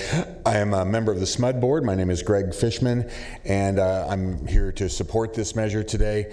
You know, women have made great strides in our community and in our society in general, and I would like to note that I have 3 strong, smart women colleagues on the SMUD board. We also have several women in leadership roles in our on our staff, including our CFO, our Chief Legal Officer, and our Chief Customer Officer. Despite that, and despite those gains, women in our society remain disproportionately impacted by poverty, by pay disparity. Women are still held back more than men by a lack of affordable child care. Lots of different issues impacting women more so than men. I think these are all pretty well documented, and I don't need to try to go into that in any great detail.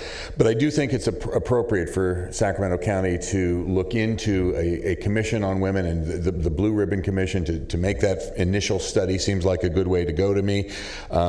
We have to ensure that women's voices are being heard, that the issues that are affecting women disproportionately are being addressed as fully and completely as possible. And again, I commend Supervisor Cerna for bringing this forward, and for the whole board for considering this issue, and I hope to see it move forward. Thank you. Thank you. Vicki Boyd. That is the last card I have. If anybody else would like to speak, please turn in a card.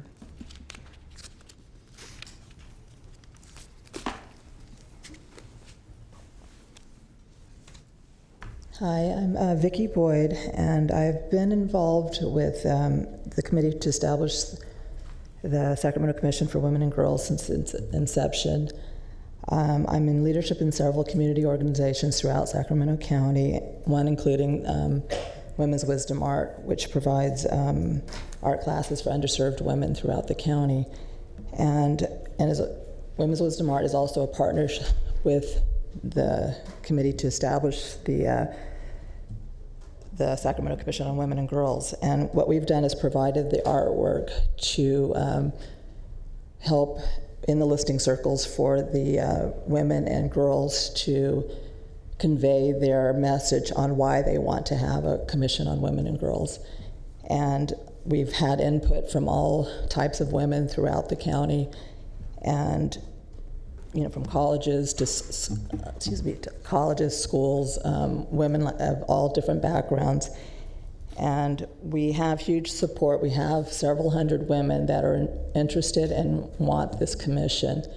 And we feel that the Blue Ribbon Commission would help for us to gather the information to establish the full commission. So I'm in full support of the Blue Ribbon Commission for the Sacramento Commission for Women and Girls. And again, we are coming from all of Sacramento County, from all of your districts, and underserved women and women of means. So this is for all women. Thank you. Thank you. That is, as I said, the last public comment card I have. So is there a discussion at the board? Mr. Natoli? Yeah, I don't have much to add. I think certainly the resolution embodies some of the reasoning behind this. It also, I think, expresses certainly the interest, assuming this board supports the resolution, and us having folks that have embarked upon this work thus far in gathering further information under the tag of a Blue Ribbon Commission. And I think from the standpoint of certainly the services and programs, but more broadly, obviously, the engagement of all our community members, but certainly our women and girls, that this is not an unimportant effort. I appreciate the fact that Supervisor Cerna is willing to actually put some additional resources behind it to allow for the listening sessions and the work that would go on over the course of the 9 to 12 months. But no, I think this is valuable, and I think, as has been suggested here, looking at different models, but obviously we're not going to be the trailblazers in this regard. We want to do what's right for this community, certainly hear from folks that have been engaged, but those that we would engage with, and I think this is the appropriate channel by which to do it, so I'm supportive of the resolution. Thank you. Supervisor Peters? Thank you. I just wanted to say, when I met with some of the initiators of this, it's probably been a year ago, I felt that a lot of the issues were not fleshed out, and most of the ones I heard were being handled in various departments as we talked through them, and that thought process, and it made me realize that if we'd had a staff report about this, I would have been able to understand more about the parameters of such a commission. And then, so I thought that commissions had to be established by county charter under the CEO's office. I just don't know. That is correct. I think since we're not establishing a standing commission at this point, it's just to study it, from my understanding. So whatever it comes back, the recommendation will come to the county exec's office.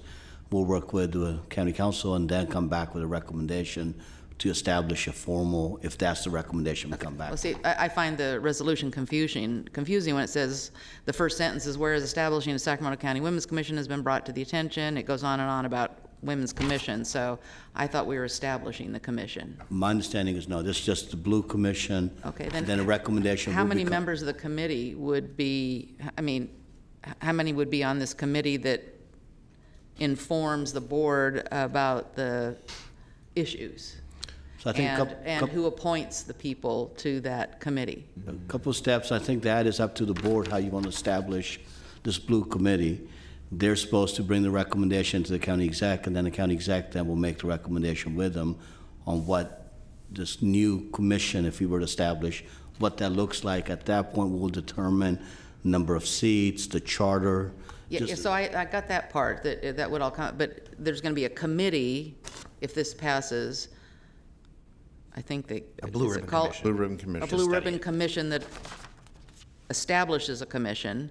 So who appoints people to the blue ribbon commission, and how many appointments would there be? Self-selected. It's self-selected, and there's precedent. And again, in my opening statements, this is modeled after the experience that we had, more than 8 years ago, when we established the Blue Ribbon Commission on African American child deaths. My understanding, having sought a great deal of counsel from our attorneys, is that, first of all, any member of this board can establish a Blue Ribbon Commission. I thought it would be good to memorialize the intent, purpose, general shape of this in the form of resolution, so that my colleagues on the board and the public could better understand what it is that we're doing by taking this intermediate step. The group that has, I guess, met with most of us, maybe all of us, in conversations with them, I basically said I'm happy to be a conduit as one of 5 that can set up a Blue Ribbon Commission, but you need to be the ones that then take the charge of who's going to be in the room, just like it was for the Blue Ribbon Commission for reducing African American child deaths. That group basically self-selected who was going to be on that commission. Okay, so not to be picky about words, but you have a Blue Ribbon Commission establishing a commission.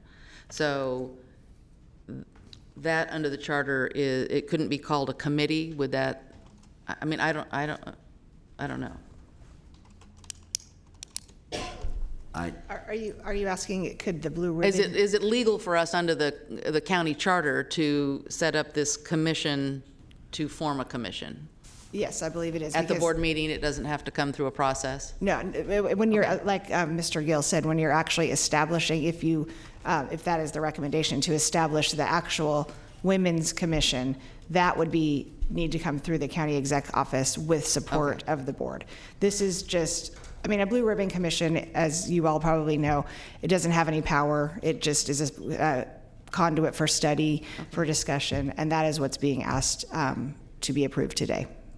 I would just add that remember too, the steering committee on the reduction of African American child deaths, the disproportionality, that is now a standing committee of the county, and that was something that was then brought forward to the board for a vote at one point, but that was after the Blue Ribbon Commission had 18 months of time to basically understand the depth and breadth of the challenge.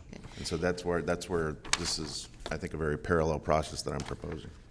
I think it's just the word. It's of interest to me, and in that I would like it not to be a committee of whoever shows up. I think we ought to have appointments to that commission, so that we have a variety of opinions on such thing. So that's my thought. I think just on that, if I could weigh in and I'll step out of this, is that if we get into making appointments and the board gets into it, starts having that feel that it's a Sacramento County commission or committee. That step, we're not there yet. So if you're going to do appointments on your own to do it, it's not a formal Sacramento County commission set up at that point. That's the only distinction I will call for. Looking inquisitive. But you're saying because it hasn't been established through the CEO's office as a commission, we can't appoint people to it because that process doesn't exist. It would have to be an informal committee. It's an informal committee. Okay. If you all want to put somebody on there, it's up to you. You can put 1, 5, how many folks you guys want to put on there. You do not need a formal process at your level to do that. It's up to you how you want to participate at that point. Once the recommendation comes back from this Blue Ribbon Commission into the county exec's office, then we will evaluate what they're asking. We will work with them on what the charter is. We will then think about what's the quorum, all the process we go through. Okay, I understand it better now. Thank you. Well, It's just unusual to establish this, not 100%, but it is unusual to establish it through a resolution. Supervisor Frost. I think when I met with the ladies in my office a couple months ago, my big question was, why do we need, what would the Women's Commission do? And I think the Blue Ribbon Commission may be able to bring us some better information regarding that, and as an informal commission, so I can support this. Okay, anybody else? I will say that, as I said before, when I met with the advocates on behalf of it, we're in 100% lockstep agreement on the desired outcomes. I have to admit, Supervisor Serna, thank you for the history lesson, because I was not here when the original blue ribbon on the, and I think that this is a really good idea as far as getting to there, because one of the things I'm concerned about is, as I said, is this the best way to achieve the goals? And this is a way to find that out. And then the other is, I really want it to be fleshed out, very specific what this commission is going to do, what it's charged with, because you all who will be serving on a future commission will be very frustrated if you get appointed to something and everybody's saying, well, now what do we do? And that has happened before. So I think that the Blue Ribbon Commission to look into establishing a permanent commission. Now you understand why I was confused. Okay, fair enough. But I think it's a very, very good way of doing it, and I thank you for bringing it forward. So with that, we have no more comment. Is there a motion? I'd like to move the item. Second. Please vote. Unanimous vote. Thank you. And thank you all for being here and being so patient. Okay, now we're on to item 46. This is a public hearing.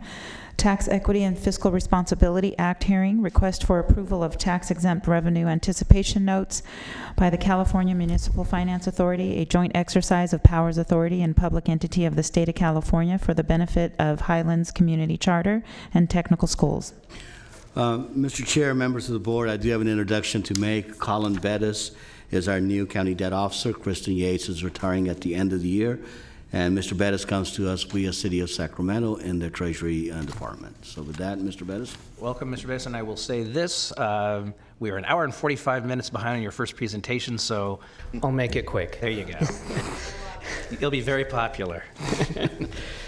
Good morning, Board of Supervisors. As Nav said, Mr. Gill said, my name is Colin Bettis, and I am the County Debt Officer. The item before you this morning is a public hearing pursuant to the Federal Tax Equity and Fiscal Responsibility Act, or TEFRA.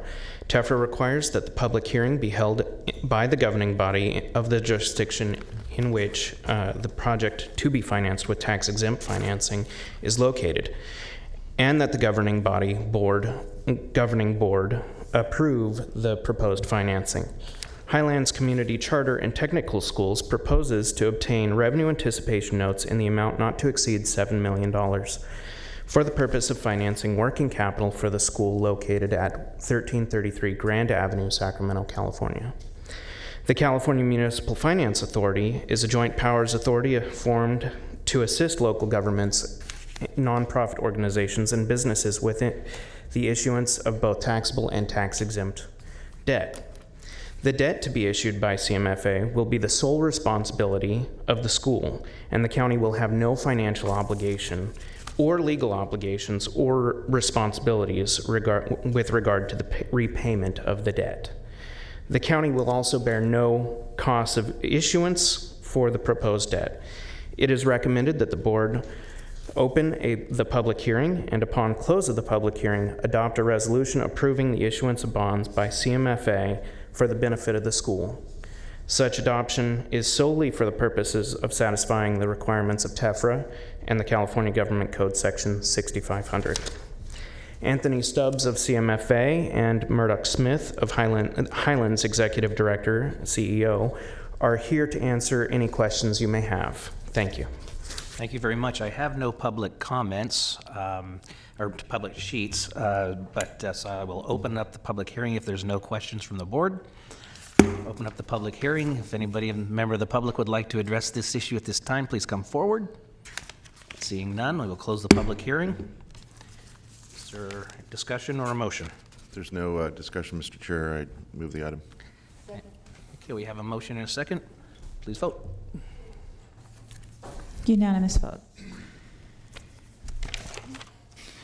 And I just want to point out for items 47 through 52, they are public hearing items and they must be read into the record and voted on individually.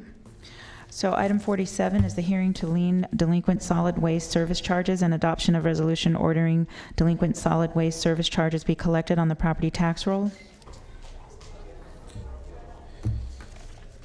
Good morning, Ben Lamera, Director of Finance.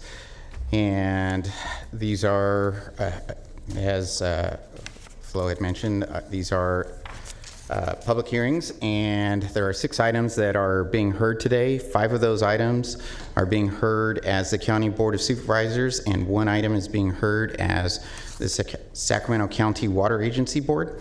Today's reports that you have before you contain preliminary information as of June 8th, 2019.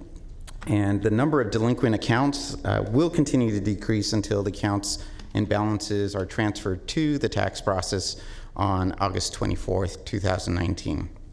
As requested in previous years, we'll provide a final report of the items transferred to the tax roll once the process is complete. So, item 47, staff's recommendation is for the solid waste services Hold on, Ben, hold on. Yes. Did you want 46? Yeah, no, actually, well, 47 or 46, 47. I just wanted to know, you sent through corrected versions yesterday. It's highlighted a resolution. What was different in the resolution from the resolutions? Because all these items were reprocessed. What was different from what was in the? I believe the only change that we made on there was what's in parentheses in the title that says continued from June 18th, 2019 to item. They colored it in yellow. Follow. The- Right, it's highlighted in yellow. Yeah, but then you had resolution in yellow down here. So what changed in the resolution? I didn't see anything highlighted in yellow. That I'm not sure what actually had changed in that. And that was on all of them, so that's why I was just curious. That, I did see the yellow, but on the resolution on each of those.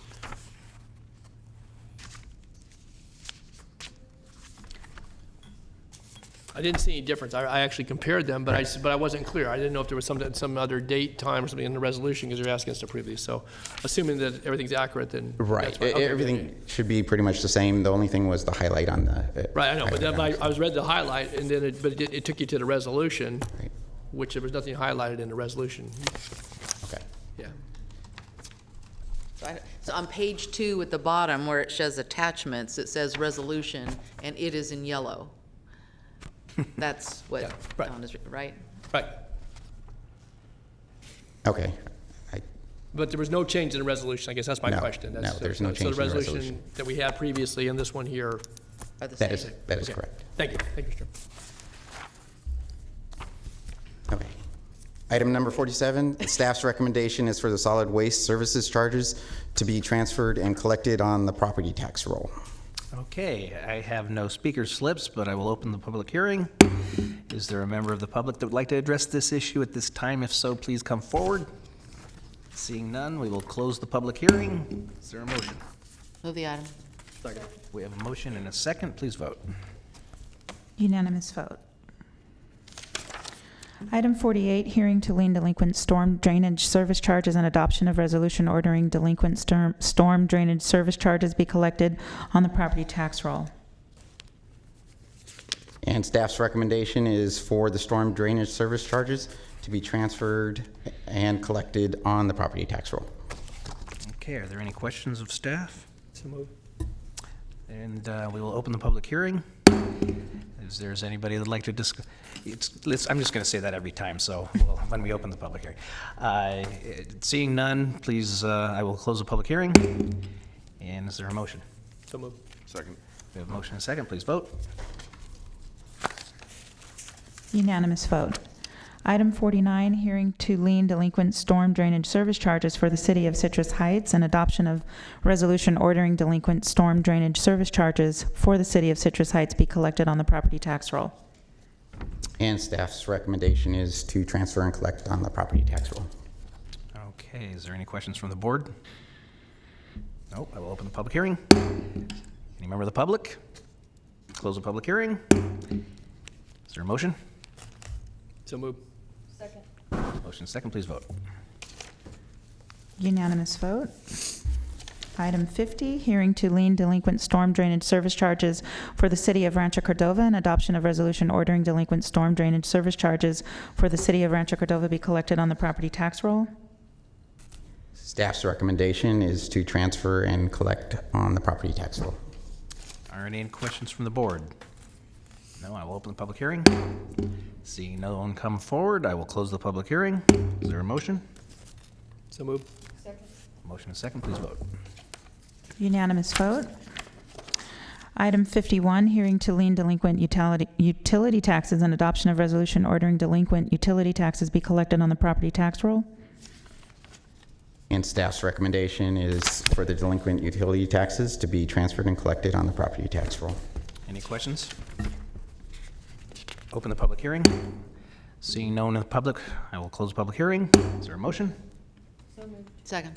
Motion second, please vote. Unanimous vote. For item 52, you are acting as a Sacramento County Water Agency, hearing to lien delinquent water use service charges and adoption of resolution ordering delinquent water use service charges be collected on the property tax roll. And staff's recommendation is for the delinquent water use service charges to be transferred and collected on the property tax roll. Any questions? I'll open the public hearing. Seeing no one from the public, I will close the public hearing. Is there a motion? Move. Second. Motion second, please vote. Unanimous vote. All right, thank you. Thank you. Okay, for item 53, I need a motion to continue this item to August 6th at 10:30. This is the item adopt the amended planning and environmental review fee schedule. So moved. What happened? We got a question during briefing on comparables to other jurisdictions, and it's an apple and orange comparison, but to do justice, we need a couple more weeks to present that back to the board. Well, Who did so you know, that? they always say it's apples and oranges, and so it might be helpful if we knew what they're doing in Mr. Natoli. Bananas, maybe. bananas. Yeah. Thank you, Mr. Chair. I know I raised it in briefing, but I want to be sure that it's the staff's prepared to address it when it comes back. I would have asked it today if it was on the kept on the agenda, and that is, and it's been raised in different contexts besides any apples and oranges or banana comparisons. Strawberries? Strawberries? Oh, strawberries. Well, whatever. Yeah, whatever. Whatever you want from the produce counter.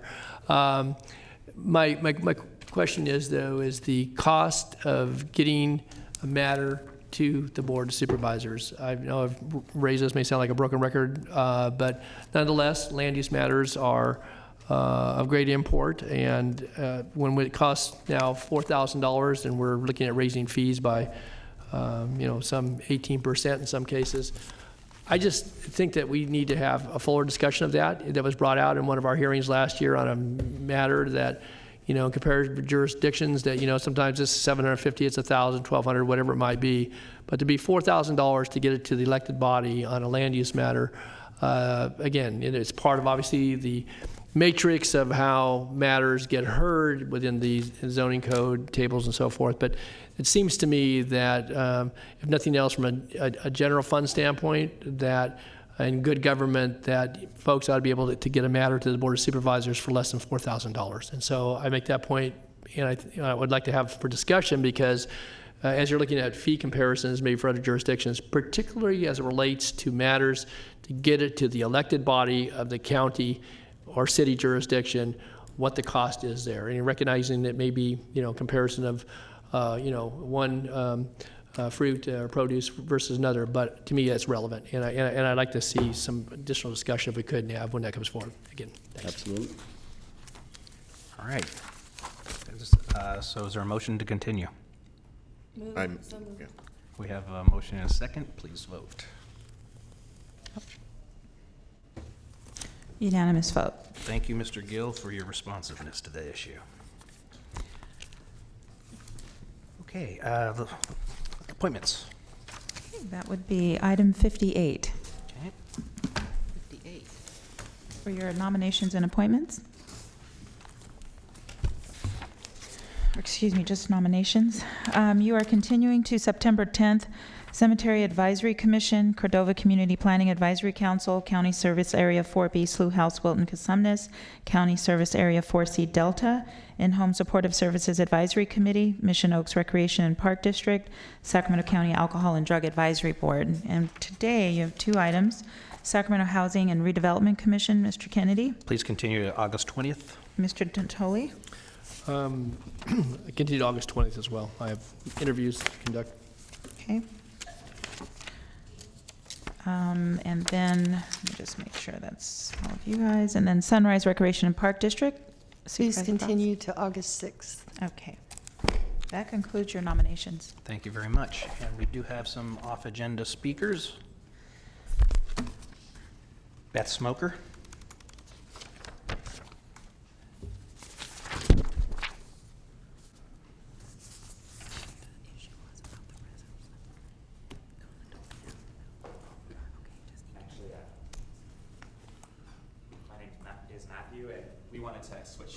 Okay, that's fine. She's going to raise the podium for you. Oh, wow. That's special. You're I feel a little honored. taller than our average speaker. I get a raised platform. Thank you. Wow. All right. Good morning. Thank you for hearing us this morning. My name is Matthew Bridges, and I'm the coordinator and policy advocate at the Sacramento Food Policy Council. And part of why we're here today is because we originally were planning to come to this meeting. There was an agenda item scheduled for the environmental justice element. The county planners were going to come and give you a presentation on that subject. And so we came in lieu of them, I guess, to give you some uplift those issues today. So at the Food Policy Council, part of what we do is we bring people together to advance policy change, which creates a more equitable and just food system, particularly in Sacramento County. And to quickly give you a picture of what that looks like, actually, I'm going to just keep on going here. So nested within all of that work, so we were sitting on an environmental justice advisory committee for the last year, which was advising the county planning department, and that was within an effort to address the intent of SB 1000, which was the Planning for Healthy Communities Act. And SB 1000 requires investment in underserved communities, prioritizing investment, and it requires deep community engagement and partnership. So that's part of why we're here. Is we want to ask that we continue to consider that higher level of community engagement and relationship between the county, particularly pertaining to food access. However, we are proposing a food system assessment, a food action plan, which would highlight and uplift racial disparity in the food system, pertaining both to access to food on the neighborhood level, as well as deeper with other levels of the food system. That would also have a large part to play with inclusive economic development. Anyway, so I'm running out of time here, but... You're out of time, Matthew. Yeah, I'm out of time. So I'm going to let Beth go ahead and continue. Okay. Mr. Chair, before the next speaker comes up, we found in our process when we were having this discussion about environmental justice that we did not make a stop at the Planning Commission. So there's going to be two testimonies you're going to get. We're going to have an item in front of the Planning Commission. I don't have the date in front of me. Once the Planning Commission, they'll have an opportunity to present there.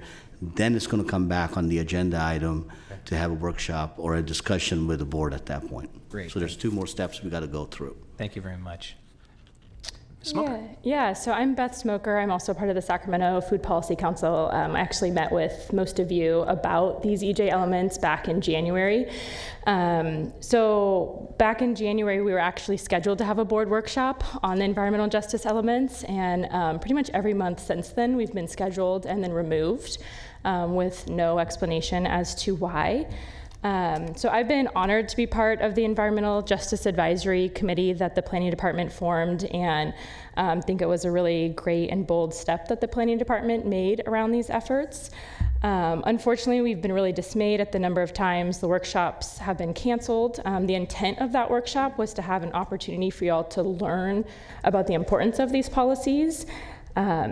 these are not simply updates or amendments, but a new vision for how we plan for equity in Sacramento, and they deserve the time and space to be understood so that the county can truly embody these values in our work. So if you recall, there was phase 1 of the environmental justice element was passed on May 8th of 2018. And in that, it explicitly states that phase 2, which are these environmental justice element policies that you were meant to see today, were supposed to be adopted, not even just heard, but adopted within 12 months, which would have been May 8th, 2019. So that deadline has now passed, and we've been given no explanation as to why. So we appreciate that on the website, your website, it says you plan to do further community engagement through the CPACs. Unfortunately, the Environmental Justice Advisory Committee has advised against this since the very beginning, and have provided more meaningful ways to do true community engagement. Part of the environmental justice element includes policies around civic engagement, around how to participate in meaningful community engagement. And the board's action, or the county's action, to push these policies yet again and to propose a process that does not align with the policies that we and the planners have worked hard with the community to propose makes it all the more evident how important it is that these policies be adopted sooner rather than later. Thank you for your time. Thank you, Beth. And as the audience knows, these are items that are not on the agenda, so we really can't get into a discussion about it. But I will say generally that perhaps we can do a better job of communicating. Absolutely. Thank you. Liz Blum.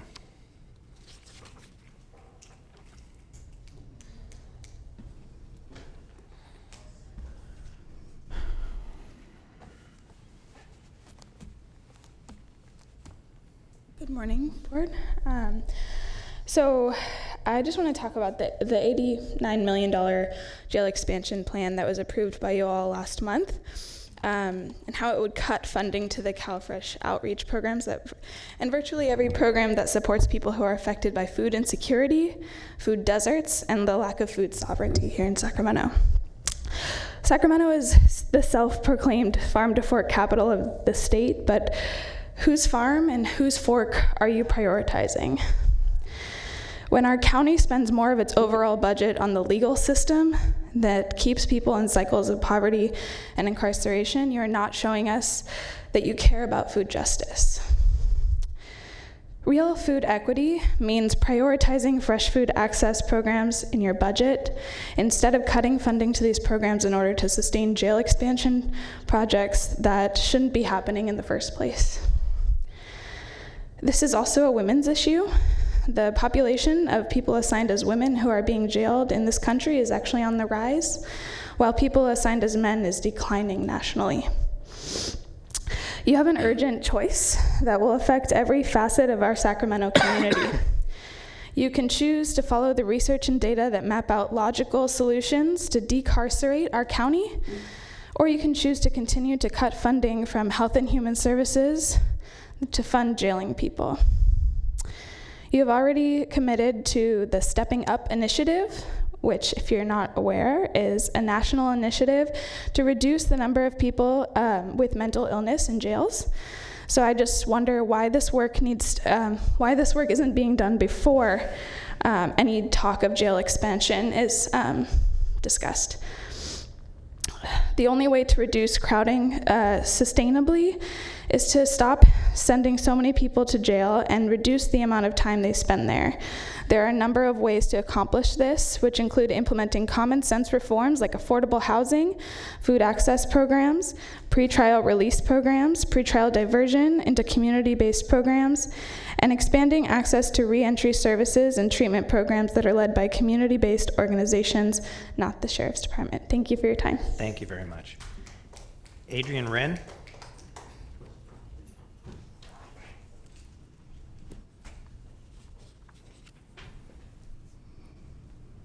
Hello, Board of Supervisors, Chair Kennedy, thanks for allowing me to speak today. So my name is Adrian Wren. I'm the Vice President of the Oak Park Neighborhood Association, and I'm here to speak on the topic of the county environmental justice element as it relates to the general plan. So food is so much more than the sum of its parts. It's a critical piece of our daily activities and our relationship to our culture, and for many it's a daily struggle.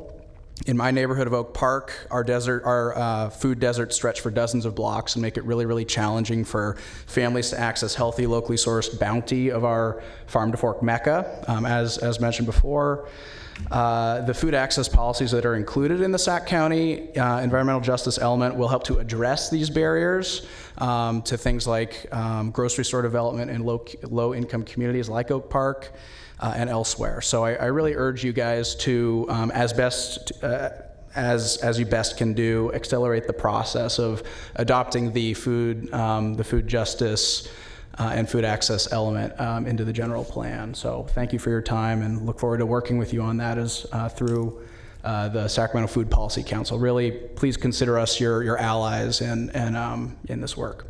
Thank you very much. Nikki Jones.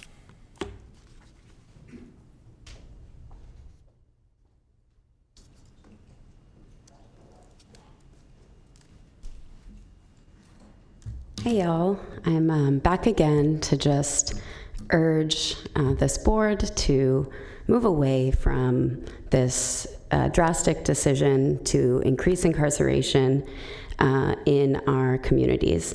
We know that our jail is not full as much as we might hear that it is. It's not. There's lots of open space, and this idea that we need so many more beds stems from an idea of our future, where we'll have to incarcerate so many more people. And I just want to remind y'all that that's not the Sacramento we're here for. That's not the Sacramento we're trying to build. We want to encourage you to invest in the community solutions that we know work. We know that mental health, we could have robust mental health interventions on a county and community level that would supersede the need to even have the jail to begin with, personal opinion. But really, all of these people awaiting conviction, all of these people even looking into mental health diversion, the courts meddling in people's mental health does not have positive outcomes. We're trying to look at where are the interventions that produce the best outcomes. And we know those are before folks ever hit the jail. They're before they ever come into contact with Sheriff Jones's deputies. And we want to see the kind of oversight and community input and investment that you guys are looking for on all these other issues. We hear you speak about the importance of community input, of outreach, of doing these wide-ranging outreach projects when you're doing street construction. And we feel we can't imagine a Sacramento County where we wouldn't do that kind of outreach and community analysis around this massive, over $100 million jail project. And we know that you have to meet the needs of this ADA lawsuit, and we commend that effort, but we know that is not going to cost $120 million, and we want to see money in our community resources. We cannot have years of cuts, and we know that's what you have on the table, and we need to see something different. Our communities need, literally, for their lives, need something different. Thank you. Colin Meinrath.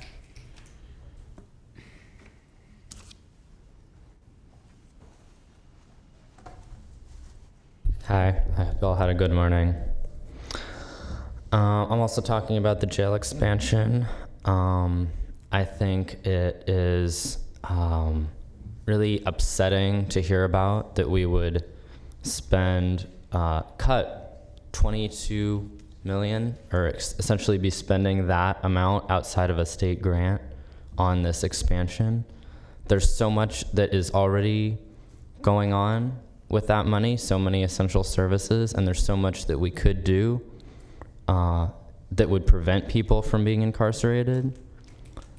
In Eugene, Oregon, for instance, they have a program where there are first responders that go directly to people having a mental health crisis, and the cops often call them to deal with those situations because of their expertise.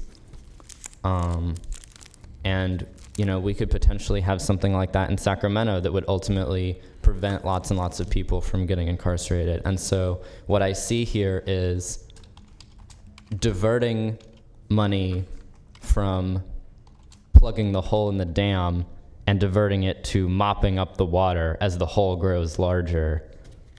That's kind of how I see it. So I understand that there's this lawsuit and the jail has to be improved, but I think that any jail improvement has to go hand in hand with like letting a lot of people out of jail, especially the people who are really just awaiting trial and not able to afford bail. Thank you very much for your time. Thank you. That is all of the public comment we have, and I do believe we have closed session, Mr. Gill? Yes, we do. Huh? Yes. Oh, okay.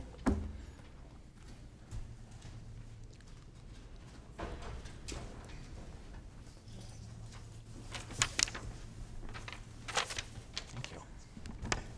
Kimberly Wesley.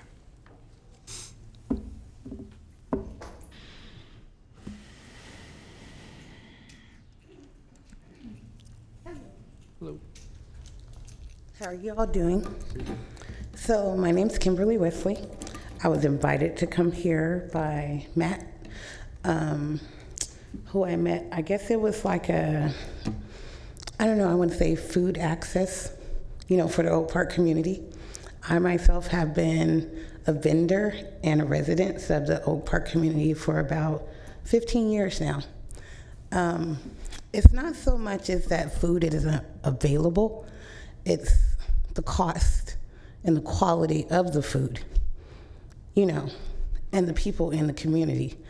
So say that there's homeless people in the community, there's people with working jobs, who have jobs and things like that, but we don't have the same access to the same things. So say if you go to Winco, you might have food there, but the quality is low.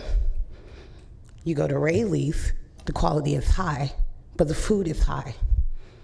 I just finished being homeless for the last 3 months because my fiance passed away. There was no access to the resources that I personally needed, so I went and sought them out, people like Matt, and other, what do you call them, discussion groups, like the women's discussion groups that they have, to see what's the problem. The only problem with all these discussions is there's no action. You can discuss till the cows come home, but if there is no action, and it doesn't take for the county to act, it takes for the people to act. People like us. So we come to people like you for backing, but no offense, but we don't need you, if that makes sense. And I'm saying that to you guys. So while you're accessing their help, their stuff that we can do ourselves. I personally, I cook in the park. It supports my family. When I was homeless, when I had nowhere to go. I access programs like Women Empowerment, Loaves and Fishes, and things like that. But it was up to me to keep going. And a lot of times we hold the county accountable for things that we should hold ourselves accountable for. Life happens regardless. But regardless of life happening, we have to do it for our own community, for our brothers, sisters, moms, neighbors, whatever. They go home to where they go home to, but we live in these communities. So I guess I'm not really speaking to you all, so to speak. I'm speaking to us, the people. And it takes the people to even get them to recognize that there even is a problem, because they won't see it. They don't live there, So I heard, I think Miss Susan, she was talking to a couple of people earlier, about, I guess the presentation of it all. Kimberly, a lot of times, Kimberly, I'm going to have to ask you to wrap it up. Oh, okay. Well, I guess you pretty much got the gist of it. And very well spoken. Thank you. Thank you. Thank you. Okay, I believe that is all. And so we will go into recess and convene closed session.